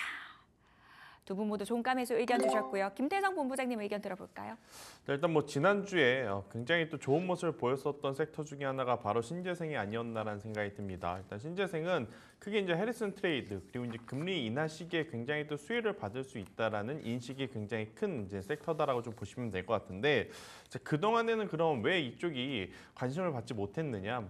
우리나라 대표적인 해상풍력 기업은 CS 베어링과 CS 윈드로 좀 뽑을 수 있거든요. 근데 이제 그들 기업이 작년부터 올해 굉장히 좋지 못한 수주의 흐름 그리고 실적을 좀 보였어요. 그러니까 수주가 많이 올라오지 못했던 것은 결국에 이제 작년에 금리 인상 시기에 원자재 가격도 굉장히 오르다 보니까 굉장히 많은 어떤 투자를 하는 곳에서 해상풍력에 대한 투자가 굉장히 지연이 되거나 뭐 취소가 되거나 했었던 부분들이 많지만 올해 들어오면서 다시금 이제 수주 잔고가 이제 꽉 차 있음을 그리고 CS 윈드를 통해서 해상풍력 시장에 대한 어떤 마진율을 한 번 더 확인을 했기 때문에 저는 이쪽에 대한 관심도를 여전히 높게 잡아보셔도 괜찮다라는 생각이 들고 있고 그 중에서 이제 SK 오션플랜트 같은 경우에는 가장 이제 아킬레스건으로 좀 작용이 됐던 부분이 동아시아 쪽에 이제 매출 비중이 99.9%입니다. 그러니까 동아시아 외에 아직까지는 해외 매출 비중이 자리 잡지 못한 상황이었는데 이 동아시아 쪽에서 수주 잔고가 굉장히 늘지 못했었어요. 하지만 이제 최근에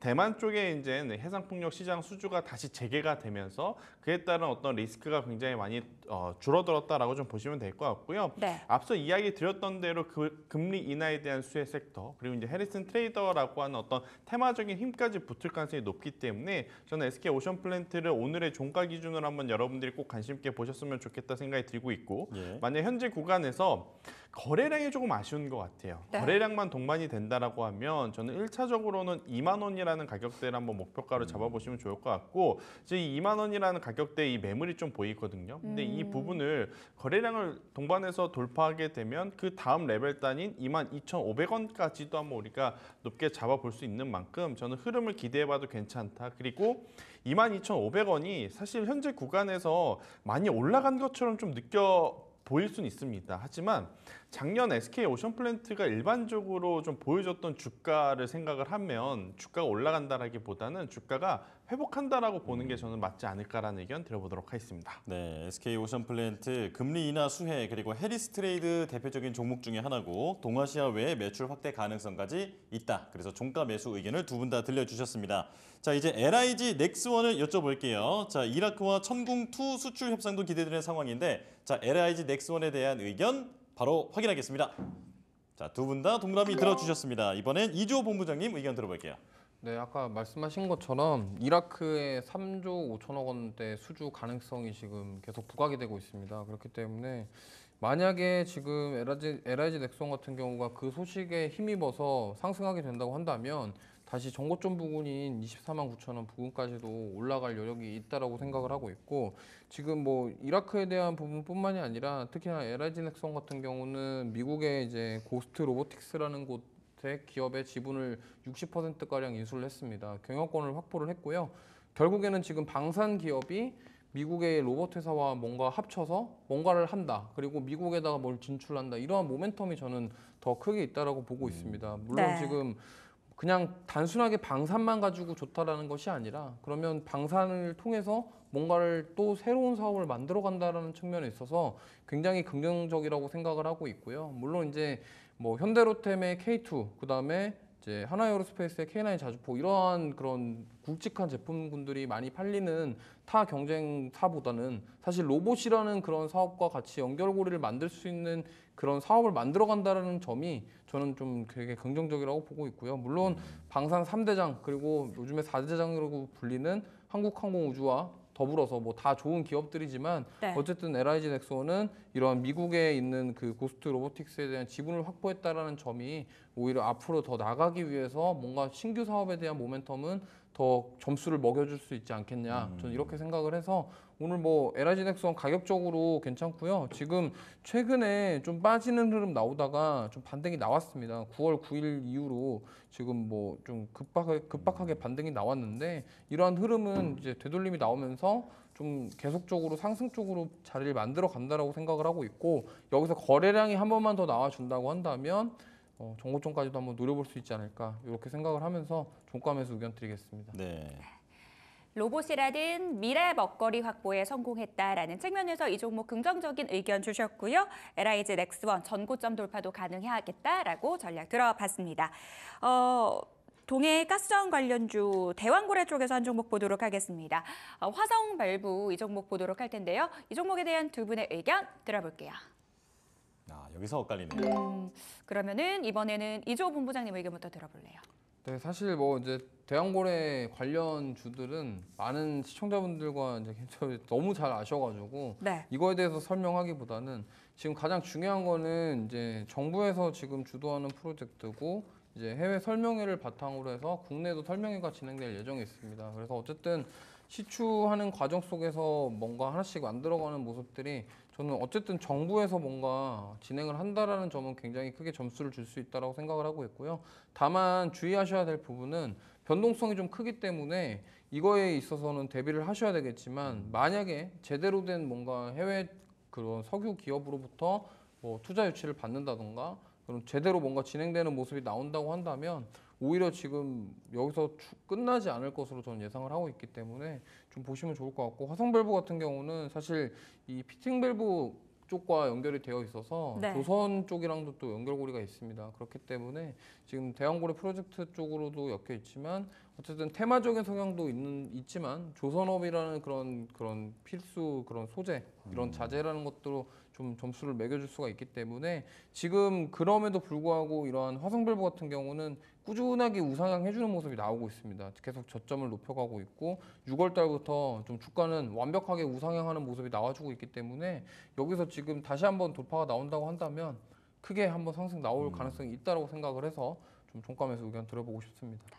테마만 붙는 것이 아니다. 본업인 피팅 밸브, 조선 쪽도 잘 하고 있다라는 측면에서 이 종목 종가 매수 의견 주셨는데요. 다만 변동성에 대한 대비는 필요하다라고 추가적인 조언 해주셨습니다. 김태성 본부장님은 왜 X 주셨을까요?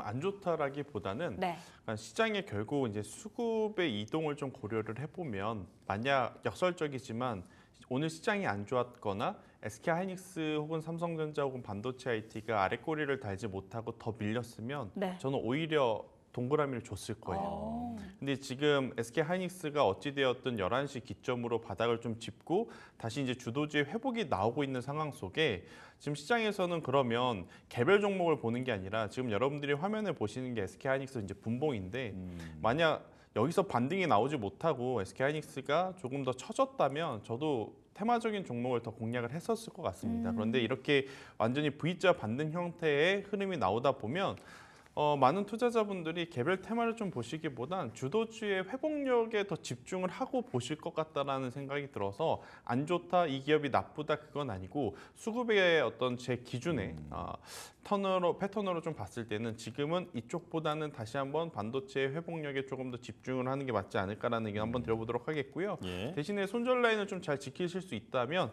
저도 단기 매매는 이쪽에서 하는 것도 괜찮지 않겠나라는 의견 드려보도록 하겠습니다. 네, 수급 측면에서 봤을 때는 주도주로 수급이 다시 빠져나갈 수 있는 그런 변동성에 대해서 유의해보자 말씀을 해주셨습니다. 자, 화성밸브 들어봤고요. HD 현대그룹, 현대를 들어보도록 하겠습니다. 주요 계열사가 모두 흑자를 기록했다고 하는데 자, HD 현대 의견 들어볼게요. 자, 두 분 다 동그라미를 들어주셨습니다. 자, 김태성 본부장님 먼저 말씀 들어볼게요.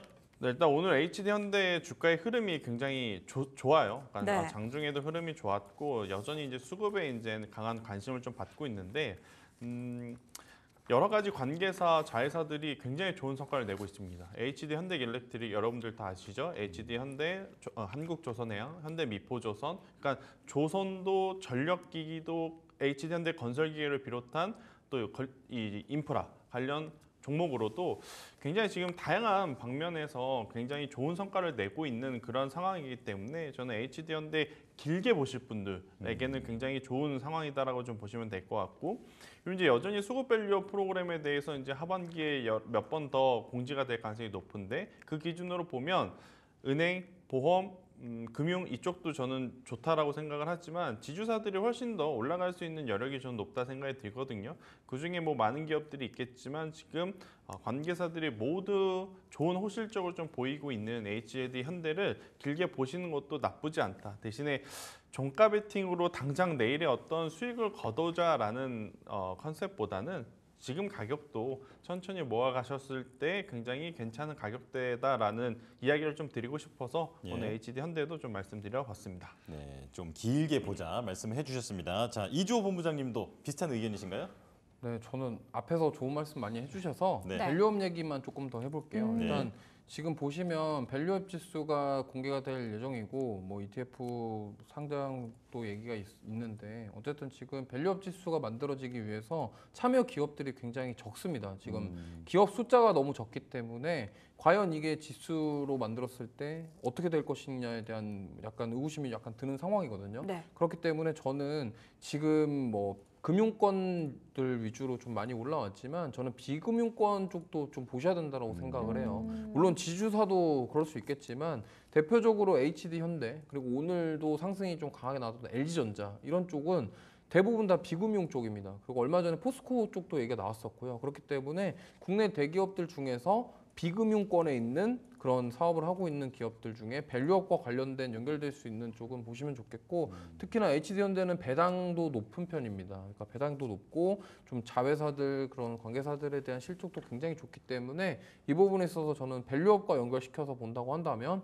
이 정책의 수혜를 받을 가능성이 높다라는 점 참고하시면서 대응해 보시면 좋을 것 같습니다. 그동안 밸류업하면 금융주 중심으로 시장에서는 주목을 받았거든요.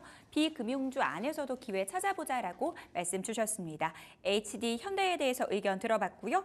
오늘 바이오주 보시는 분들 상당히 많으실 것 같습니다. 그 안에서도 CDMO 쪽 한번 보도록 할게요. 금리 인하에 따른 수혜 그리고 여기에 더해지는 생물보안법에 대한 기대감, ST팜 이 종목에 대한 두 분의 의견 들어보겠습니다. 두 분 모두 매수 의견 주셨고요. 김태성 본부장님 의견 들어볼게요. 뭐 더 이상 설명드릴 게 있나 싶어요. 오늘 SK하이닉스와 삼성전자의 사실 이제 장 초반 흐름을 보면 코스피 지수가 3% 이상 하락해도 이상하지 않을 만큼 낙폭이 컸었거든요. 그럼에도 불구하고 코스피 지수를 잘 버텨줬던 부분은 삼성 바이오로직스가 있었기 때문이다라고 이제 해석이 될 수 있을 것 같고, 삼성 바이오로직스가 지금 이 위치에서 정말 계속적인 이제 좋은 모습을 보이면 바이넥스도 지금 따라가는 모습을 보이죠. 그리고 ST팜 또한 현재 구간에서 8월 달의 고점은 충분히 넘길 만한 흐름들이 좀 나오고 있다, 이렇게 좀 보시면 될 것 같고요. 저분자 화합물질 분야에서 지금 이 중국이 아니라 북미를 향해서 납품을 지금 하고 있다는 것 자체가 중국 기업들을 대신해서 ST팜이 정말 수혜를 받고 있음을 우리에게 이제 확인시켜준 뉴스가 있기 때문에 저는 ST팜 현재 구간에서 적극적인 공략도 괜찮고 단기적인 공략도 좋지만 이왕 이렇게 물 들어온 거 조금 더 길게 보시는 것도 괜찮지 않나라는 의견 드려보도록 하겠습니다. 바로 이어서 이조 본부장님 의견 들어볼게요. 네, 역시나 생물보안법에 대한 수혜 가능성이 가장 크다라고 보시면 좋을 것 같고요. 삼성바이오로직스 같은 경우는 오늘 52주 신고가 경신했고 바이넥스도 굉장히 상승이 나와줬습니다. 그렇기 때문에 이 ST팜 같은 경우도 그에 따른 낙수 효과 가능성이 굉장히 크다라고 보시면 좋겠고, 지금 뭐 물론 8월 5일 이후에 좀 많이 올라왔습니다만 올라오고 나서도 지금 주가 방어가 굉장히 잘 되고 있어요. 특히나 그 조정이 나왔을 때 9월 초에 조정이 나왔을 때도 10만 원대에 살짝 이탈하는 모습이 나왔지만 가격대를 굉장히 방어를 잘해주고 있다. 그러면은 이제 하원을 통과를 했고 정말 상하원까지 통과를 하게 될 경우에는 결국에는 중국에 있던 물량을 가져온다라는 점에서 그 국내 낙수 효과가 있을 것이다라고 보고 있기 때문에 이 부분을 좀 참고하셔서 좀 지금 바이오 섹터들 굉장히 흐름 좋기 때문에 특히나 돈을 잘 벌 수 있는 판이 열려 있는 그런 기업들은 우리가 좀 보셔야 된다라는 말씀을 드리면서 종가에서 충분히 가능하다라는 관점으로 접근해 보시면 좋을 것 같습니다. 네, ST팜에 대한 두 분의 의견까지 들어봤습니다. 저희는 마감 지보 듣고 돌아오겠습니다.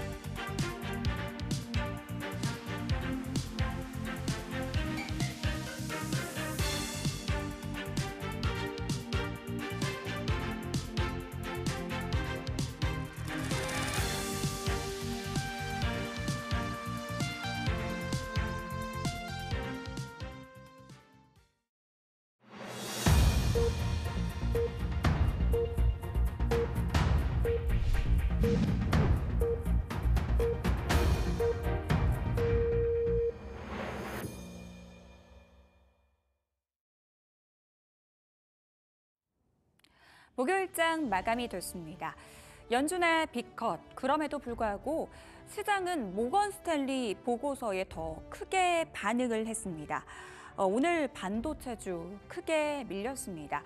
이 모건 스탠리에서 또다시 반도체 겨울을 운운했는데요. 불과 3개월 전까지만 하더라도 비중 확대 의견을 제시했었는데 SK하이닉스에 대해서 무려 54%의 목표 주가 하향을 했습니다. 오늘 이에 따라서 삼성전자와 SK하이닉스의 주가 크게 밀렸는데요. 정말 반도체의 겨울이 온 걸까요? 오늘 외국인 매도 물량의 상당 부분이 삼성전자, SK하이닉스 이 두 종목에 집중이 됐습니다. 먼저 거래소 쪽 분위기 저와 함께 체크를 해보시죠. 소폭의 강세로 출발한 시장, 반도체가 밀리면서 지수도 장중에 하락으로 반전이 됐습니다. 외국인들이 현물 시장에서 엄청 매도를 했는데요. 삼성전자, SK하이닉스 매도 상위 종목 1위와 2위의 랭크가 됐고요. 하지만 그 안에서도 자동차, 바이오, 금융주 강세 속에서 지수는 장 막판에 상승 반전에 성공을 했습니다. 오늘 코스피 지수 0.17% 올랐고요. 2,579선에서 종가 형성했습니다. 코스닥 시장으로 넘어가 보도록 할게요. 코스닥 오늘 상대적 강세를 보였죠. 이 반도체 부진 속에서 장중 한때 하락 반전하기도 했는데 오늘 금리 인하 수혜 섹터인 바이오가 굉장히 강하게 치고 올라오면서 지수도 강한 상승세를 보였습니다. 오늘 외국인과 기관의 양매수 속에서 상승세 보였는데 이 수급이 향하는 곳 역시 바이오였습니다. 오늘 코스닥 지수 0.86% 올랐고요. 739선을 기록했습니다. 시가총액 상위 종목들의 움직임 짚어보도록 하겠습니다. 정말 반도체의 겨울이 온 걸까요? 삼성전자와 SK하이닉스 크게 밀렸습니다. 그래도 SK하이닉스 장중 대비해서는 낙폭이 많이 축소가 됐었죠. 장중 한때 11%의 낙폭을 기록하기도 했는데 6%대 빠지면서 15만 원 선 위에서 마감이 됐습니다. 삼성 바이오로직스가 52주 신고가 경신했습니다. 생물보안법 통과, 그리고 금리 인하 수혜라는 겹 호재가 있었습니다. 5.9% 올랐고요. 100만 원 위에서의 흐름 포착이 됐습니다. 오늘 완성차 쪽도 상당히 좋았습니다. 자동차 쪽도 사실 금리 인하 수혜주로 꼽히는데요. 구매 부담이 줄어서 수요 증가가 기대된다라는 분석 속에서 현대차가 3.8%대 강세, 그리고 기아차도 2.9%대 상승률을 기록했습니다. 오늘 금융주 쪽도 계속해서 강한 흐름을 보였습니다. 아무래도 밸류업 지수 관련해서 출시를 앞두고 있기 때문에 KB금융이 0.86% 강세, 그리고 신한지주도 1.7%대 상승률을 기록했고요. 그 외의 종목들도 고른 상승을 나타냈습니다. 삼성생명과 메리츠 금융지주가 2%대 상승률, 그리고 오늘 또 하나 주목하실 포인트가 LG전자의 흐름입니다. 밸류업 관련된 기대감, 그리고 신사업에 대한 기대감까지 더해지면서 오늘 주가 급등세가 연출이 됐는데요. 4.89% 오르면서 10만 9,500원을 기록했습니다. 코스닥 시가총액 상위 종목들의 움직임 짚어보도록 하겠습니다. 오늘 역시 바이오가 상당히 강했습니다. 그 안에서 알테오젠 돋보이는 흐름을 보였는데요. 무려 9.5%대 강한 급등세가 연출이 됐습니다. 간암 신약 관련해서 HLB도 장중에는 상승세를 보이다가 하락으로 반전이 됐습니다. 2.9%대 약세. 오늘 전반적으로 이 바이오 종목들이 강하다라는 점 눈으로 확인하실 수가 있습니다. 리가켄 바이오도 급등세를 보였죠. 얀센의 기술 수출한 신약 후보 물질 가치가 높아지고 있다라는 증권가 분석이 나왔고요. 무려 8.6%대 급등세가 나왔습니다. 그 외에도 삼천당 제약과 셀트리온 제약 1%대 강한 상승세 보여줬습니다. 붉은 사막 영상을 공개하면서 기대감이 높아진 펄어비스도 2.7%대 상승률을 기록했고요. 오늘 소부장단 안에서는 조금 엇갈리는 흐름을 보였습니다. HBM 관련해서 밸류체인 종목들은 좀 하락세를 기록하기도 했지만 리노공업은 1.2%대 상승률을 오히려 기록했고요. 그 안에서도 희비가 교차하는 모습 확인하실 수가 있었습니다. 시가총액 상위 종목들의 움직임까지 짚어봤습니다. 내일의 전략 세워보도록 할 텐데요. 김태성 본부장님, 내일장 뭘 봐야 될까요? 일단 결국엔 오늘 어느 정도 이제 하락의 어떤 깊이에서 회복은 하긴 했습니다만 반도체 IT 투톱에 대한 수급 확인이 저는 가장 중요하지 않을까라는 생각이 들어요. 그래서 내일장 체크 포인트 중에 이제 우리가 가장 먼저 봐야 될 것은 반도체 IT의 메이저 주체들의 이제 수급의 방향성이 아닌가 싶고, 특히나 지금 모건 스탠리 쪽에서 SK하이닉스를 계속해서 지금 괴롭히고 있죠. 그리고 실제로 이제 매도를 하고 있고, 근데 이거를 다른 외국계 창구에서 받아줬는지 아니면 외국계가 안 받아줬다면 우리나라 기관이 받아줬는지 여부를 저는 확인을 하는 게 먼저 필요하지 않을까 싶고, 만약 메이저 주체들이 오늘의 하락을 이용해서 매수를 했다라는 것을 확인을 하고 내일과 다음 주 월요일 주초에 이 연속성을 좀 보이게 된다면 저는 반도체 소부장주들에게도 한 번 더 기회가 올 수 있는 9월 말이 아닌가라는 의견을 한번 드려보도록 하겠습니다. 네, 반도체 쪽에 수급을 좀 확인해 보자라고 말씀해 주셨고요. 자, 이주호 본부장님은 어떻게 보십니까? 네, 역시나 반도체 섹터에 그런 반발 매수세가 들어오는지 좀 확인이 필요하고, 특히나 내일 이제 중국 대출 우대금리 결정이 있고요. 일본 통화정책 성명회가 있습니다. 그래서 일본도 기준금리 결정이 되기 때문에 내일 한 차례 변동성이 좀 나올 가능성이 높다라는 점, 특히나 미국은 금리 인하를 이제 시작을 하는 통화정책 변경이 일어났고, 일본은 이제 금리를 올리는 그런 움직임. 그래서 다시 한번 엔캐리 트레이드 청산에 대한 우려로 인해서 좀 추가 하락이 나올 가능성도 있기 때문에 뭐 내일 이 부분에 있어서 시장이 변동이 좀 나올 수가 있다라는 점을 참고하시면서 대응하시면 좋을 것 같고요. 지금 급하게 막 따라가시고 뭐 아니면은 하이닉스 지금 저쪽 저가 매수의 기회가 아니냐 이렇게 생각하실 수 있는데, 네. 저는 내일은 좀 쉬었다가 그런 일본 금리 결정이랑 이런 거 다 확인하시고 그러고 나서 그 다음 주에 좀 결정하셔도 늦지 않을 거다 이런 말씀을 드리고 싶어요. 물론 내일 좀 강하게 반등 나오면 좀 아쉽긴 하겠지만 이것 때문에 또 시장이 한 번은 좀 출렁일 수가 있거든요. 그러니까 이러한 우려가 있기 때문에 좀 지금은 좀 사실 보유하고 계신 분들이라면 뭐 어쩔 수 없는 상황이지만 내가 굳이 신규 접근을 하려고 하거나 아니면 종목 교체를 생각하고 계신다고 한다면 내일 뭐 신규로 막 이렇게 뭔가 좀 공격적으로 들어가시기보다는 오히려 조금 좀 관망하시면서 변동성 적은 종목군들 위주로 대응해 보시는 게 좋겠다라는 말씀을 좀 드리고 싶습니다. 시장에서 다시금 엔캐리 트레이드 청산에 대한 우려가 고개를 들고 있는데요. 내일 BOJ의 결과가 시장 변동성을 초래할 수 있기 때문에 이에 대한 부분 확인이 필요하다라고 말씀 주셨습니다. 내일의 전략 세워보도록 할게요. 김태성 본부장님, 어떤 섹터 봐야 될까요?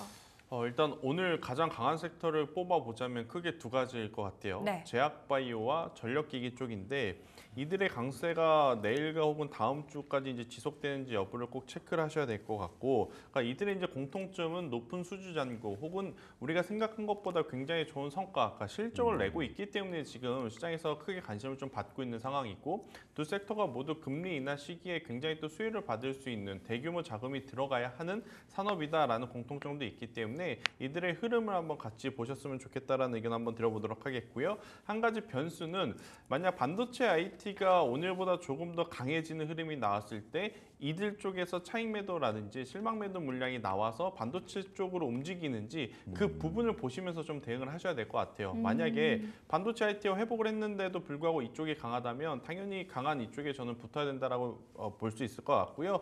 제약바이오는 기준은 삼성 바이오로직스를 기준으로 잡고 중소형 소부장단에서 이제 보시는 게 좋을 것 같고, 전력기기는 HD 현대일렉트릭을 대장으로 잡고 저는 LS 일렉트릭을 후발 주자로 좀 말씀드리고 싶고요. 만약에 LS 일렉트릭보다 조금 더 가격적인 메리트가 있는 종목을 원하신다면 전선주들, 대한, 대원, 가온전선까지도 체크를 하실 필요는 있다는 의견 드리겠습니다. 예. 자, 수급이 반도체 쪽으로 반발 매수가 좀 몰리는지 그 부분을 일단은 먼저 살펴보고, 그리고 실적이 받쳐주고 있는 종목에 대해서는 계속해서 눈여겨보자, 이렇게 정리를 할 수 있겠습니다. 자, 이주호 본부장님께서는 내일 주도 섹터 투자 전략 들려주실까요? 네, 일단 오늘 역시나 강했던 바이오. 바이오 쪽은 지금 당분간은 계속 봐야 되지 않을까 생각을 하고 있고요.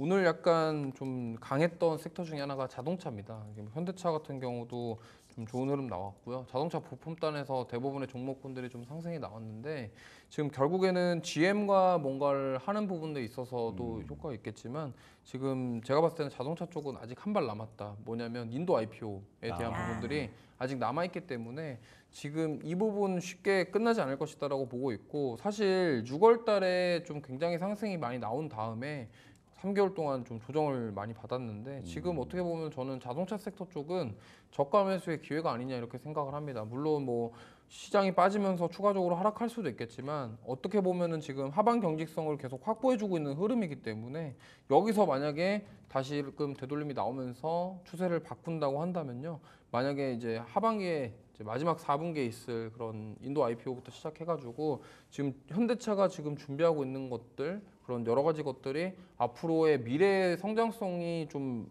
좋게 부각이 되면서 주가에 반영이 될 수 있다라고 생각을 하고 있기 때문에, 물론 실적이 안 좋고 뭐 이런 거보다도 지금 결국에는 이거 같습니다. 앞으로 그래서 미래 먹거리에 얼마나 할 건지, 그리고 앞으로에 대한 이 성장성이 어느 정도 되는지에 대해서 이제 관심을 가지고 알고 싶어 할 것이기 때문에 지금 뭐 밸류업도 밸류업이지만 자동차 섹터들의 그런 본연의 그런 흐름들, 그러니까 실적이 좋은데 그럼 이 중에서도 영업이익률이라던가 마진율이 좋아지고 있는 그런 기업들 위주로 공략을 해보신다고 한다면 남은 2024년도에 좋은 결과가 있지 않을까 이렇게 생각합니다. 두 분의 공통 분모에서 바이오가 있었는데 바이오에 대한 추가 질문 좀 드리고 싶어요. 그럼 바이오는 좀 잘 간 애들한테 올라타는 게 나을까요? 아니면 그 아래서 좀 아직 덜 오른 종목에서 기회를 찾아보는 게 좋을까요? 이주호 본부장님께 네, 사실은 지금 삼성바이오로직스를 여기서 매수를 하실 과연 강심장이 과연 몇 분이나 계실까 이렇게 생각을 하고 있고요. 물론 더 갈 수 있겠지만 이게 고점에서 추격 매수를 하다 보면요, 심리적으로 많이 흔들리게 됩니다. 그러다 보니까 상대적으로 덜 올라온 종목군들 위주로 보시면 좋겠고, 그 아까 말씀드렸던 ST팜이라는 종목이 그나마 좀 덜 올라왔고 그렇게 좀 보시면 좋을 것 같고요. 지금 사실 제약바이오 쪽은 앞으로 미래의 돈을 얼마나 벌 것이냐로 지금 주가가 계속 올라간다고 보시면 될 것 같아요. 그렇기 때문에 그거에 대한 기술 이전부터 시작해서 실제로 매출이 얼마나 나올 것이냐 이런 점들을 다 따져보시고 이제는 그냥 단순하게 항암, 뭐 어떤 FDA, 그냥 신약에 대한 기대감 그냥 이런 것만 보는 게 아니라 여러 가지로 뭐 기술 이전부터 시작해서 이 기업이 그럼 돈을 얼마나 벌 수 있고 네. 앞으로 또 어떤 신약을 만들고 있으며 이런 것들을 다 따져보셔야 되기 때문에 이제는 과거의 그 신라젠 때 그때보다는 또 많이 스마트해지셨고 네. 그리고 이런 종목들을 잘 옥석 가리기를 하시는 게 중요하다는 말씀을 꼭 드리고 싶습니다. 키워드 하나만 보고 투자하는 시대는 지났다. 좀 입체적인 분석이 필요하다라는 조언까지도 들어봤습니다. 자, 딜사이트 마감 노트 오늘 저희가 준비한 내용은 여기까지입니다. 네, 저희는 내일 다시 돌아오겠습니다. 시청해주신 여러분 고맙습니다.